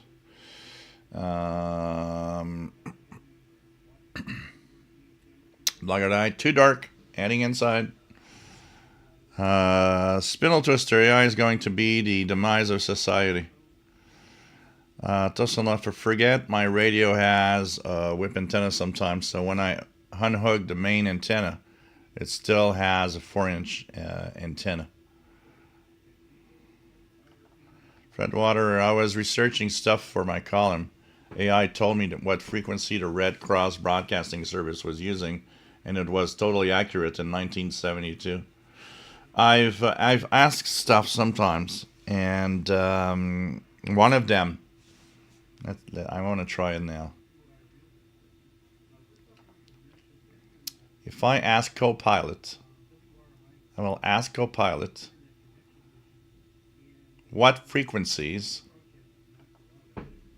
what popular frequencies HCJB used on shortwave for North America. What will it tell me? 6050-9745, 11775, and 15155. Those frequencies were especially active during HCJB's peak years and the 70s and 80s, when the station was known for its strong signal and rich programming, including shows like DX Partyline, Musical Mailbag, and Morning in the Mountains. Are you a shortwave DXer or just curious about radio history? Aha! That is interesting. So yeah, it's accurate. Those frequencies I remember. This is crazy. Yeah, Google is encouraging AI, because now when you do a search, you always have that little AI recap, which, by the way, I found to be accurate only about 75% of the time. Often it is not. You got to be very careful with that. The main thing that concerns me is that someone creates false AI content of radio catches. Many people will believe it and subscribe to those channels, and us content creators will suffer because of them. You know, that doesn't scare me that much for a reason. In the radio hobby, we quickly, for example, if I'd start saying on my channel that HCJB is back, listening to it every day on 9745, there'll be a peak and a hype that will quickly fade, because people, the DXers and the people out there on shortwave are just going to be like, no, that's not true. So that's where I'm not scared of it, because I think when it's obviously real crap, it won't take on. I'm more scared of well done AI content that competes with what we do.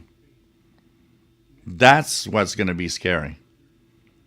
And people don't care if it's me or you or a good AI doing it. They'll just follow.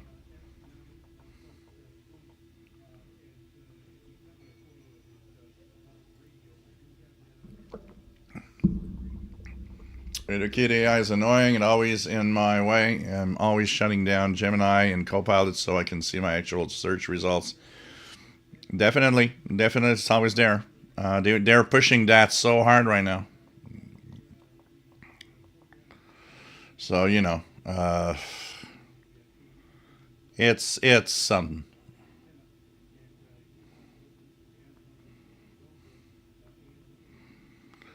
Yes, James Curtis, damn right. AI is being shoved into everything, and now it's training model sets.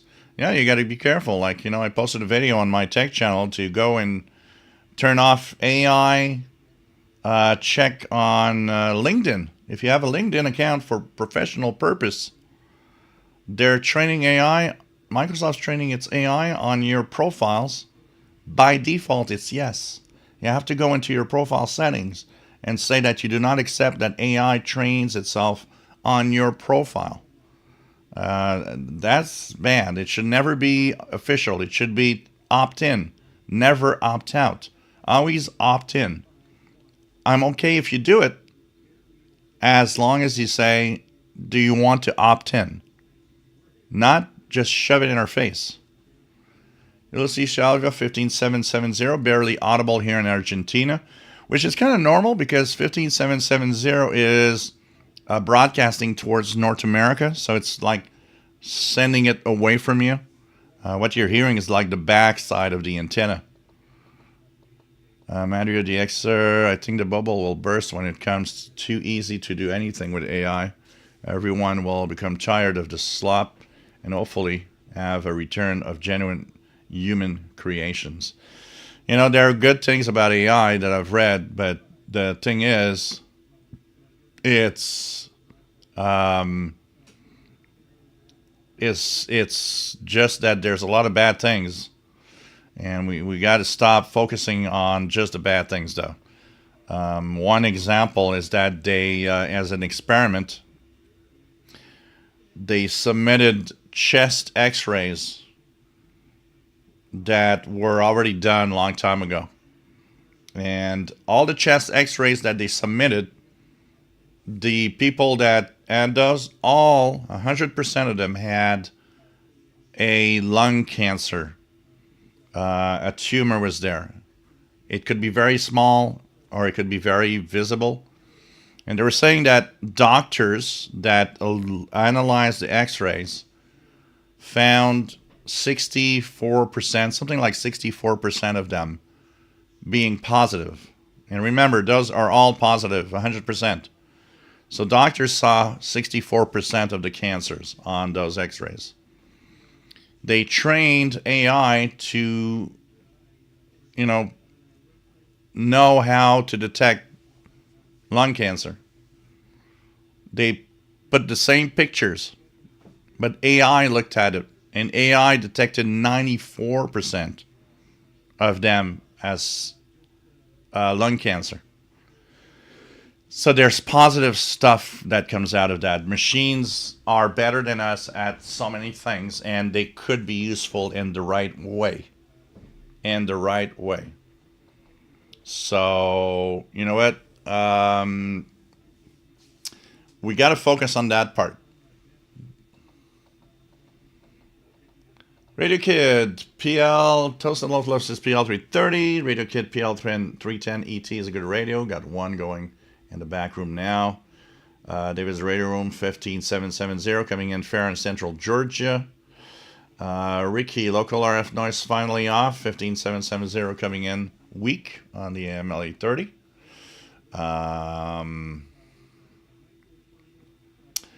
Blogger Die. Sometimes the AIs are monumentally wrong. For fun, I feed what one AI says to another and get them arguing. That's nice. Tustin is hearing lightning static on 9700 range. My WX50, I've inputted the shortwave frequencies I logged in 1981 to Google Sheets. I can do a quick search anytime with the search function. I guess it's as good as AI. Yeah, well, it's you've got an official list there. I think AI could be useful. If let's do a experiment, Mike WX50. Get me, and that if you can do it right now, get me one frequency with what station was on in, I don't know, 1981, 82, and when you were doing it. That is a difficult one. And what we're gonna do is I'm gonna put the screen, and we're going to ask Copilot what shortwave station was on that frequency at the time that you will actually tell me. And let's see the response it gives us. That'd be interesting because there's some stuff out there I'm sure that it's hard to find. I'll already do a test here. What station was on shortwave frequency of, let me think about it, a good one from the past. 5975 kilohertz at 02 UTC to North America in 1985. Will it tell me something with that? In 1985, the shortwave frequency of 5975 at 02 UTC was most commonly associated with BBC World Service broadcasting from the UK to North America. This frequency was part of their evening transmission schedule aimed at English-speaking audiences across the Atlantic. They used a lot of relays, including they used relays in the Caribbean and the Ascension Islands sometimes. If you're digging into vintage DX logs or trying to recreate a listening experience for that era, the BBC on 5975 was a staple. Want help finding old program schedules or old audio archives from that time? Oh, wow. You know, I'm starting to think that I could have a lot of fun searching for shortwave stuff with Copilot. Radio Kid, Chinese music coming in well on 17880. Yeah, that one was pretty good. I haven't tried it in a long time. That's direct from China. It's very weak now. About a month ago, it was very strong. That is, yeah. Ricky says, I couldn't turn off LinkedIn's AI setting fast enough at the moment I learned about it.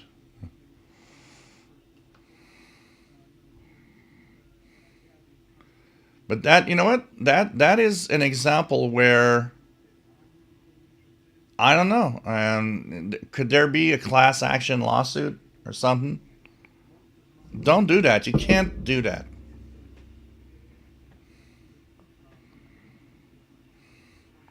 Blackguard, I deleted my LinkedIn account after they got hacked. Yeah.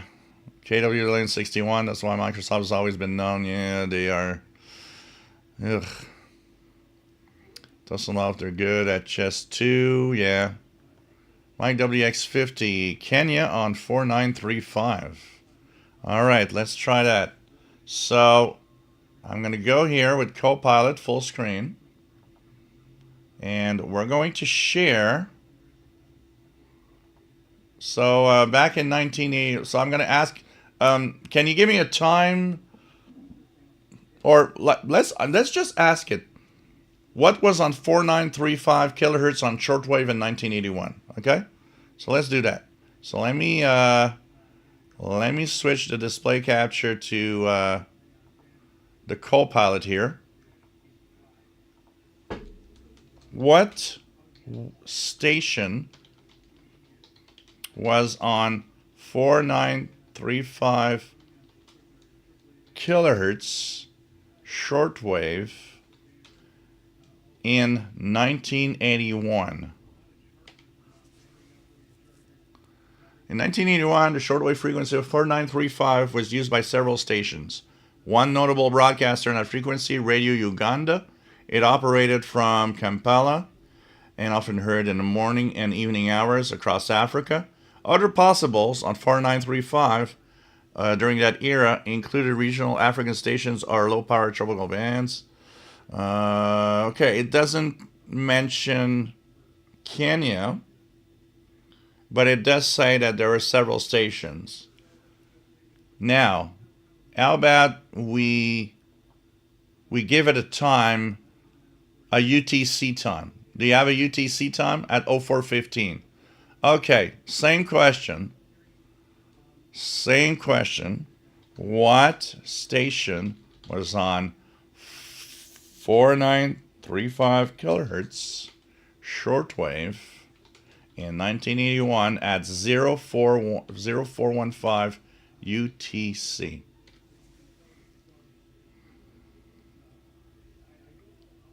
Well, it goes back to Radio Uganda here. So And I don't know what stations. We'd have to look at logs, old logs, to see what people have logged. But, you know, there were several African stations there. So here it really is sticking on Uganda, apparently. So I don't know where it's getting. I wonder where it's getting its log info. That also is something. One, help finding audio clips or verifying. Okay, let's see here. Was Kenya on shortwave frequency 4935 kilohertz back in 1981? No confirmed evidence of Kenya operated on 4935 in 1981. Voice of Kenya was active on other tropical bands. I remember 4915. Huh. All right, that's interesting. It's this is where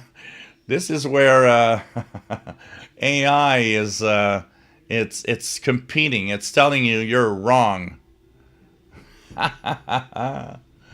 It's telling you you're wrong. Oh God.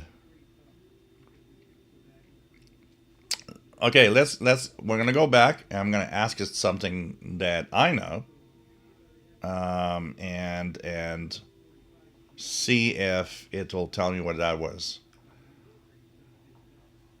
What station was broadcasting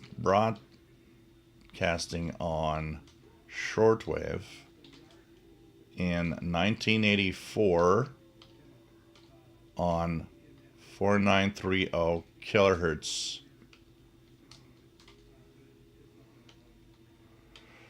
4930 kilohertz. Yeah, that's a good one. In 1984, shortwave frequency 4930 was used by Radio 4 VEH, also known as the Evangelistic Voice of Haiti, broadcasting from Cap Haïtien, Haiti. Radio 4 VEH was a Christian station that aired programs in English, Spanish, French, and Haitian Creole. It served both local and international audiences. The station was a well-known presence on the tropical band during the 80s and was often logged by DXers across the Americas. If you're exploring vintage shortwave logs or recordings, Radio 4 VH on 4930 is a great example of faith-based broadcasting from that era. Would you like help finding audio archives or old QSL cards from 4VEH? Okay, what about if I say, do you have a audio clip from 4VEH on 4930 kilohertz? Oh, kilohertz shortwave from the 80s. And it sends me to Internet Archive. Okay, here, available on YouTube. If I click on it, what does it do? Radioscopia.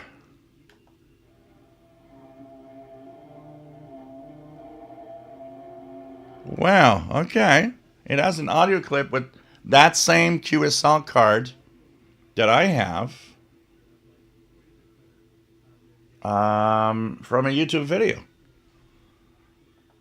We got to give it, credit that it's actually pretty amazing that it finds all of this today. This is really cool. Honestly. This is really, really cool. Wow.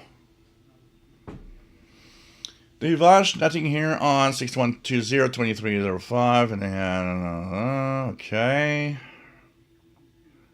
Radio Kid 1985 bought a unit in CR 2021 that year. Master plays radio television. Is it too late to continue sending pet pics? Just sent my pic of two dogs, Blackie and George. So let's check it out. Blackie and George.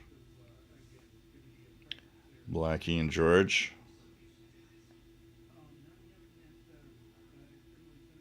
Let's check it out. Here are Blackie and George that friend Bobby has sent. Here we go.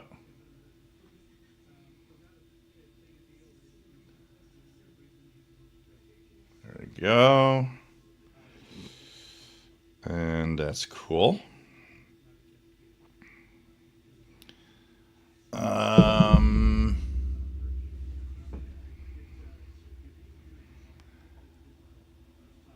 My WX50, I logged Radio Uganda on 15325. Right, I read a couple of years ago of a project where the entire waterfall bandwidth was recorded and posted on the web for listening in the future. Imagine it's 2040 and you can tune around back in 2025. That'd be kind of cool. Ricky at 0UTC, I'll have to remember to check 12095.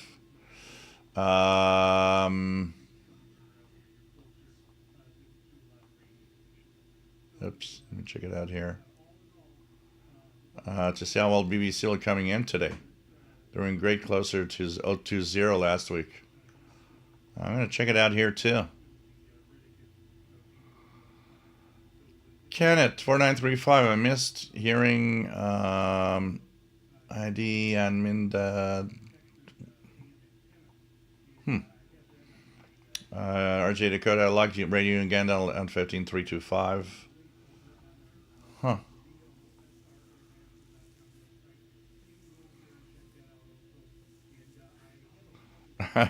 David. Good. Madrid DXer, I told ChatGPT that I received a good tropo on FM band back on a certain date in 2023. It checked on weather conditions for that day and told me that it matched why I received those distance signals. Wow. Wow.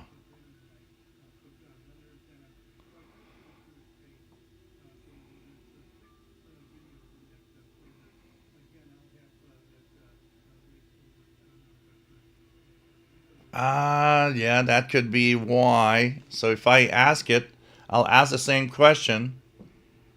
What was on 4934 kilohertz shortwave in 1981?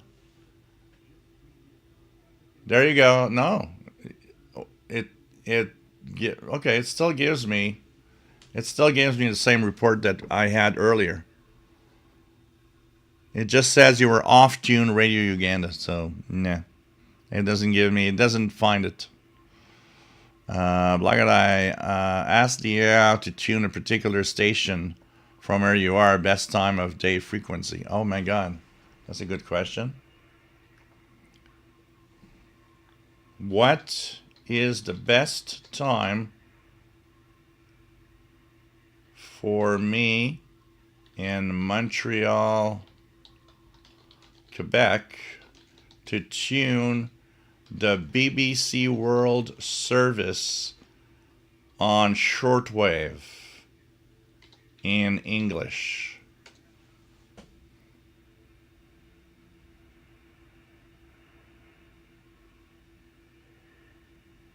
It's not bad. It's giving me frequencies that, are often the best. 12095 at 0405 UTC. That's 1 a.m. Eastern Daylight Time, midnight, 1 a.m. Yeah, okay. It's kind of giving me... These broadcasts are often audible in Montreal due to favorable propagation conditions at night. Tip, use short-wave.info to search live schedules. Okay, this is interesting.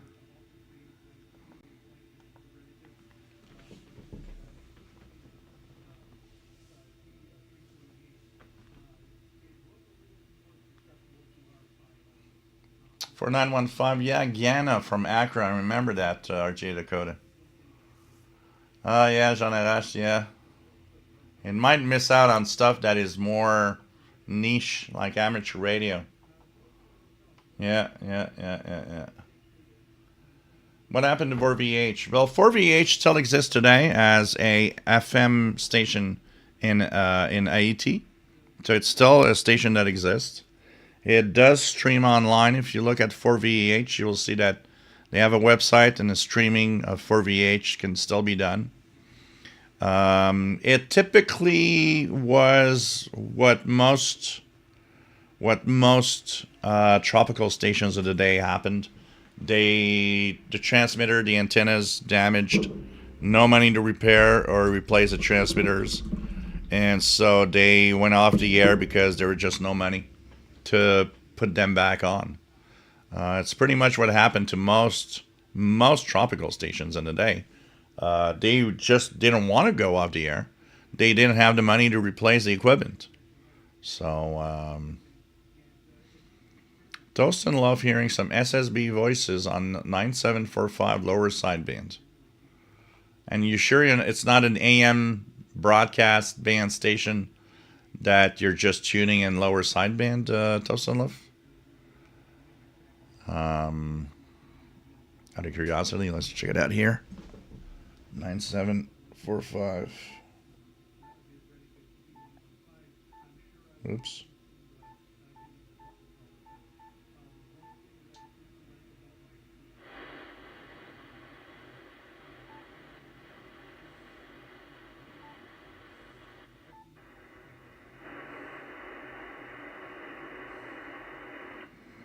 Not really hearing anything here on the 745 because you got to be careful. Sometimes could be tuning in AM broadcast station that's of course making it.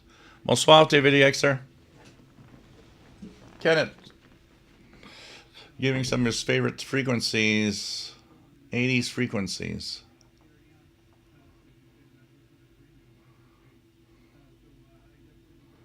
It's kind of interesting.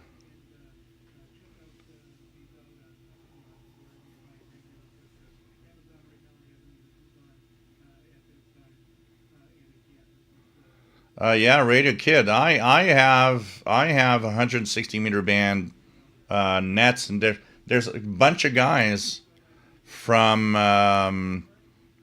the state of New York, Vermont, that I hear chatting all night. 1850 kilohertz lower sideband. There's another gang on 1900 or 1933 or 19 somewhere in between 1900 and 2000 kilohertz. There's some AMers on 1885, 1880 and 1885 sometimes. I have fairly good activity on those frequencies. I don't know if I tune anything now, especially on here with the horrible conditions that I have on this antenna. But look at that noise. How much I have to go down? -9, -12.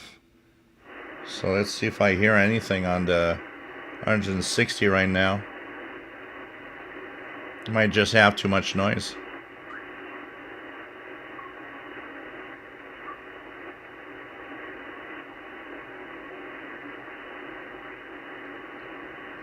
Yeah, not hearing anything right now.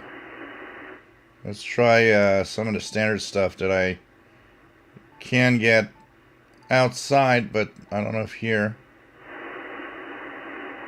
Yeah, not getting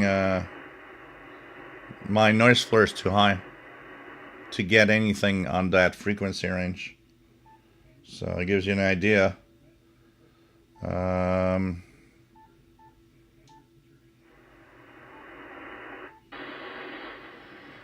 Put it on 620 because the Radio Romania might come in at 0 UT.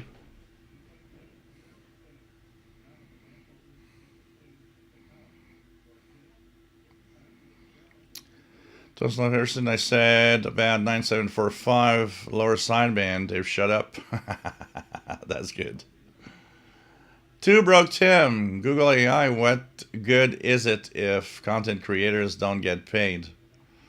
That's the thing. It's, you know, that is the thing. Is AI will do stuff, and somebody somewhere will get paid for that content, even if it's machine related.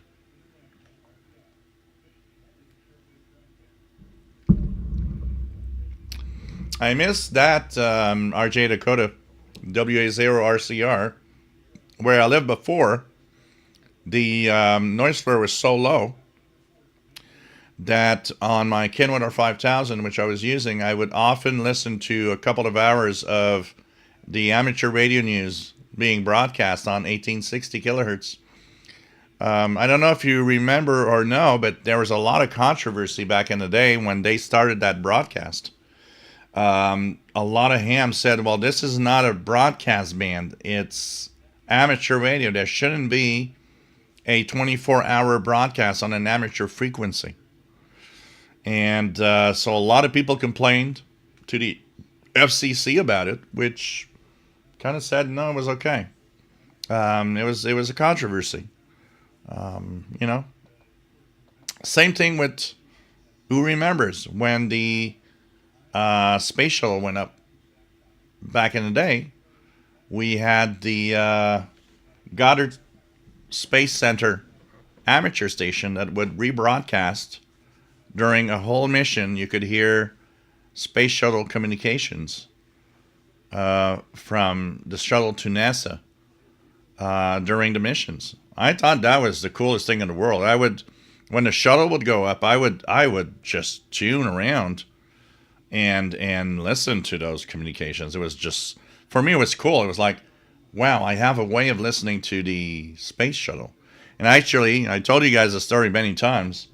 Those that haven't heard it, my brother ate it.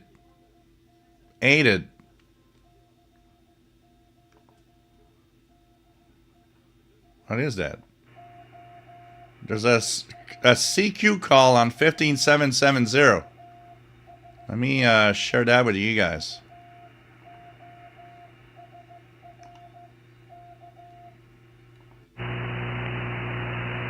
Did it stop? Or is it the end of the show?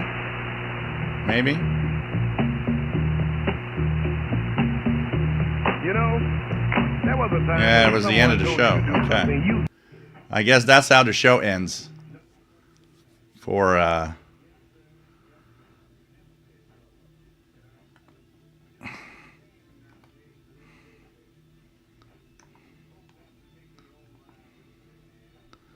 right, so anyways, my brother would hate my hobby. He was always like, oh, I hate what you do. It's like almost noise all the time, and this is so bad what you're doing, and we never hear anything. And so for him, it was noise. And one day, he had a new girlfriend. The girlfriend comes over, and I thought he would pretty much ignore what I do. No, he uses that as an excuse to impress his girlfriend. He comes over and says, oh, that's my brother, and with his equipment, he can listen to the space shuttle when they're on a mission. It's very cool. And it's like, you hate my freaking hobby, but you're using it as a pickup? Like you're trying to impress your girlfriend with, oh, my brother can listen to the space shuttle? That was funny. I told him later, I said, wow, impressing your girlfriend with me listening to the space shuttle because I'm the geek guy. But, Swatcast W83NAN, yep. Oh, man, I miss that. I miss all of those things that were so cool back in the day.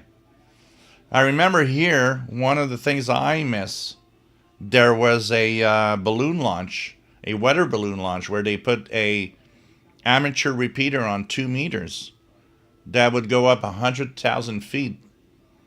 And people were like going crazy making contacts. I wish that would happen today. I'd be one of those that would be so happy to make contact through a balloon like that and a repeater that's just going,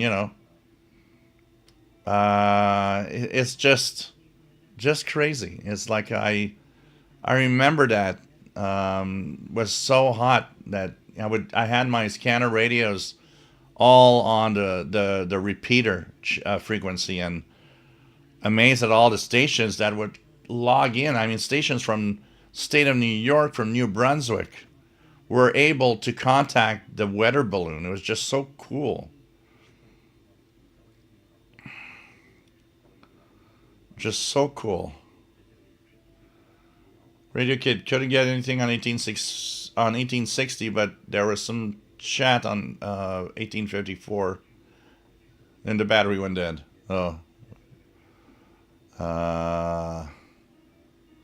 Yeah, that's the problem of the PL365 has that issue, unfortunately. That's why you need extra batteries all the time. And you take out the battery when you don't use it. Toast and Loaf, I listened to that a lot when the shuttle was going. Paul Stringer, Wavecrest guy uses at the beginning and the end of each broadcast. Okay. She'll never lose a pickup tip.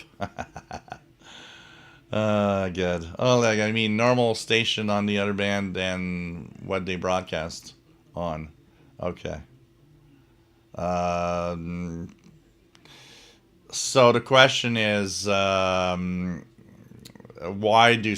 are not stations everywhere? They are, specific bands. It's because there's a, Oleg, we have agreements, international agreements on the ITU as agreements on where you can do things. So stations are in the international broadcast bands because they are required basically to be there. So bands, there's different bands for different types of communications. For example, they couldn't be in 8,000 kilohertz. They'd interfere because in 8,000 kilohertz, in 8,000 to 9,000 kilohertz, there's aeronautical bands for airplanes, where air traffic control, marine communications, marine stations, utilities of all sorts. So everybody has to be in its place as not to interfere with others. So that's why you hear international broadcast stations on those specific frequencies. They're supposed to be in there and stay in there. Never go away from there. Now, it's not entirely true because stations cheat. A great example, WWCR on 15825 is out of band. It's not in an international broadcast band. It's in a utility band. And in the past, there were several stations that were completely outside of any, Vietnam was one. It's like, they wanted to get out because it was too crowded. But there are agreements of where everything needs to be. And technically you have to follow that. You have to make sure that you don't interfere with some specific bands and communications. So those bands were decided long time ago, where everything should be. And that's like amateur radio bands. We are in our amateur radio bands, which are specific bands. We can't go outside of it. It's illegal to transmit with our transceivers outside of the ranges that were given to us as the official amateur bands. It's all decided.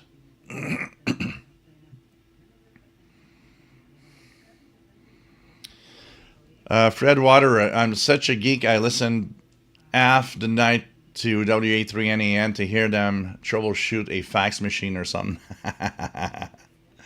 Dust and Love, they would read out elements. Yeah, satellite elements. I remember. The first time, that was something. The first time I ever had my satellite software in DOS. And remember, it was in DOS, not in Windows. I needed satellite elements. And I remember I would dial in a bulletin board system in Vancouver via long distance with my modem to download the 2-line elements, which was very quick because it's just text, and then feed it to my satellite tracking software. And that was something. Oh, let's check that out. We might have a rare occurrence of something today. 97.10. I got nothing on 97.10.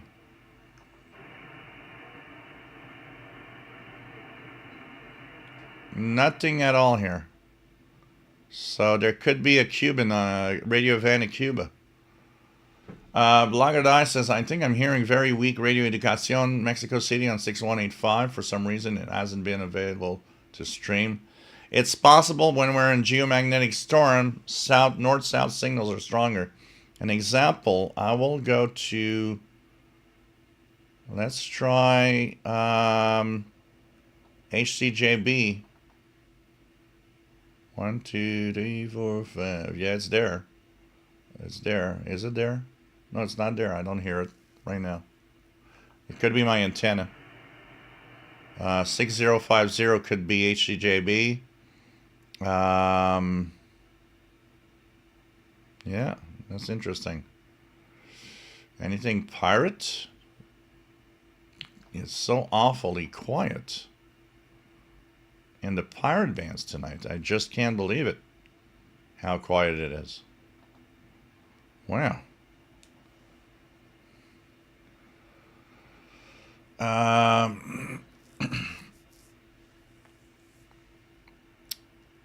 Just don't know if I had some basic programs I wrote for tracking RS-10 and 11. Oh, I missed those.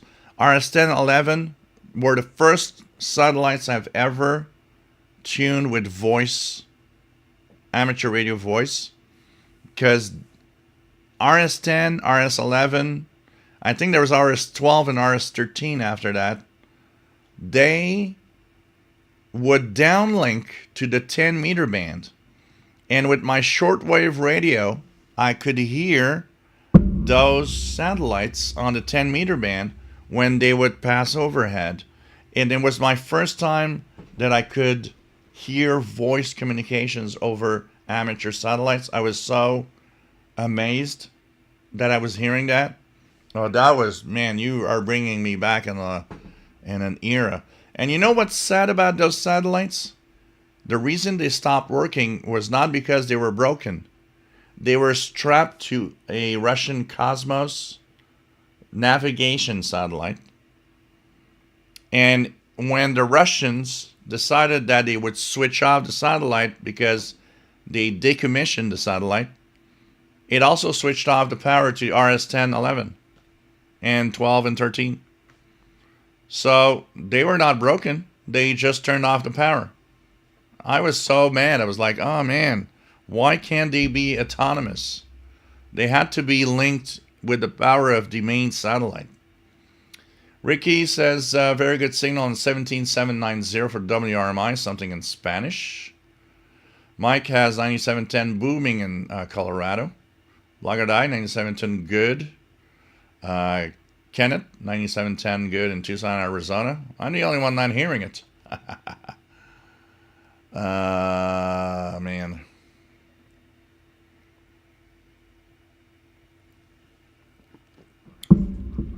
Reader Kid, one of my coworkers in his late 20s, proved to me that kids don't use radio or know what it is.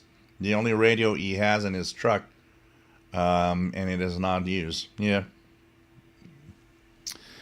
Victor Houston, oh man, there's no cat talking on the microphone.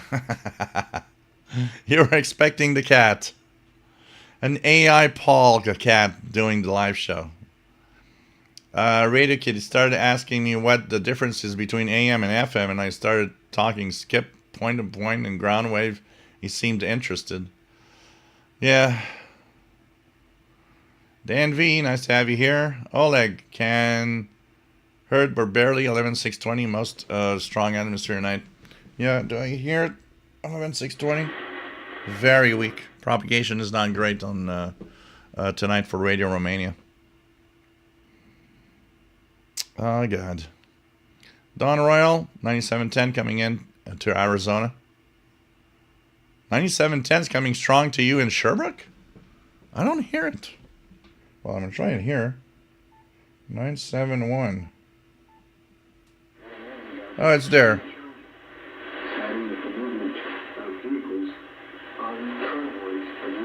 Yeah, it's there. It's there on the Yaesu. It's funny. It's not there on the SDR.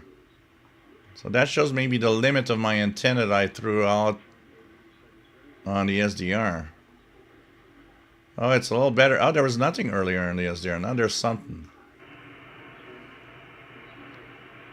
So Radio Havana, Cuba on 9710.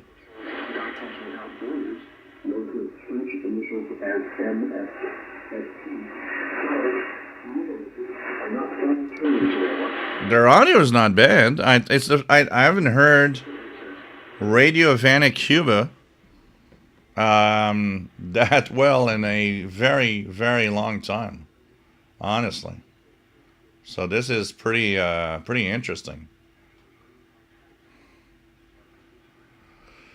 Radio Kid, I gave him one of my Ethon S350DL. Hopefully he takes interest. He is in a quieter spot. So yeah, maybe he's going to be interesting. Maybe he's going to start tuning around a little and find out it's pretty cool.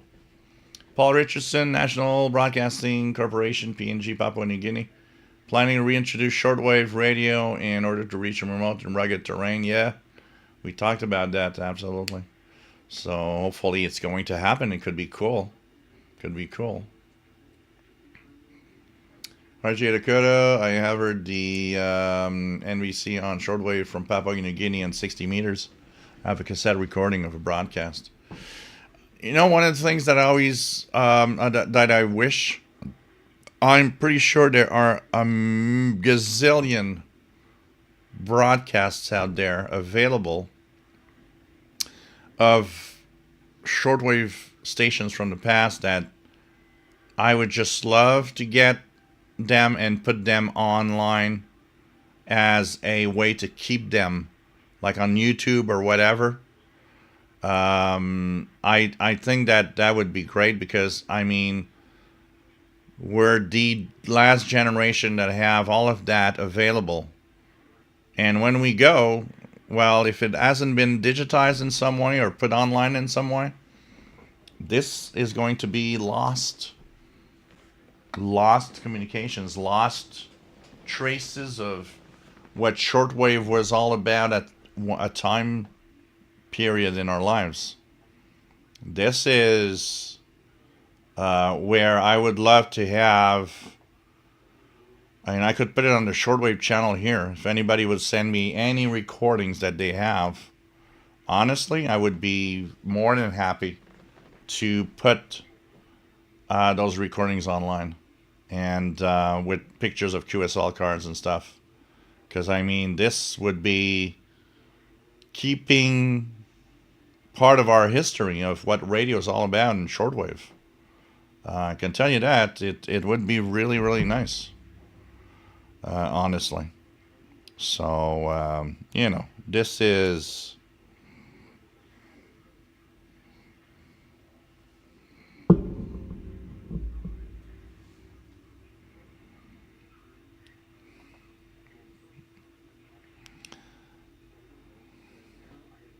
yeah, it's just, you know, all the recordings, all the stuff that people must have.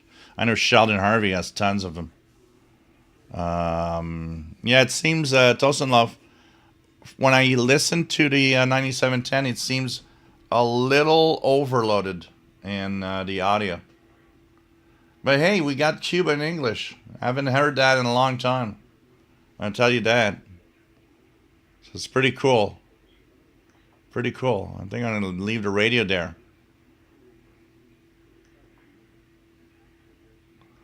It was just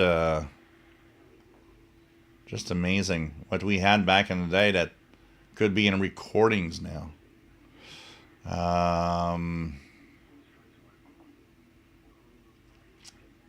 Yep, very quiet night for pirates.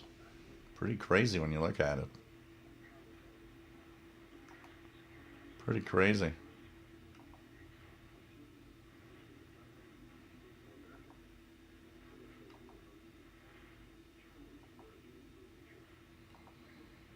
Looking at what's there. You know, I don't know who they have, but they're that Radio Havana, Cuba is somebody out there that's trying to fix their transmitters and stuff. I'm going to tell you that. So, hey guys, we've been on for 4 hours, which isn't bad at all. I am hungry, so I will be ordering my pizza. Don't forget a super chat donation or pizza fund and cat treats for PayPal donations also. And so it was a lot of fun to be here. It was great to have you guys.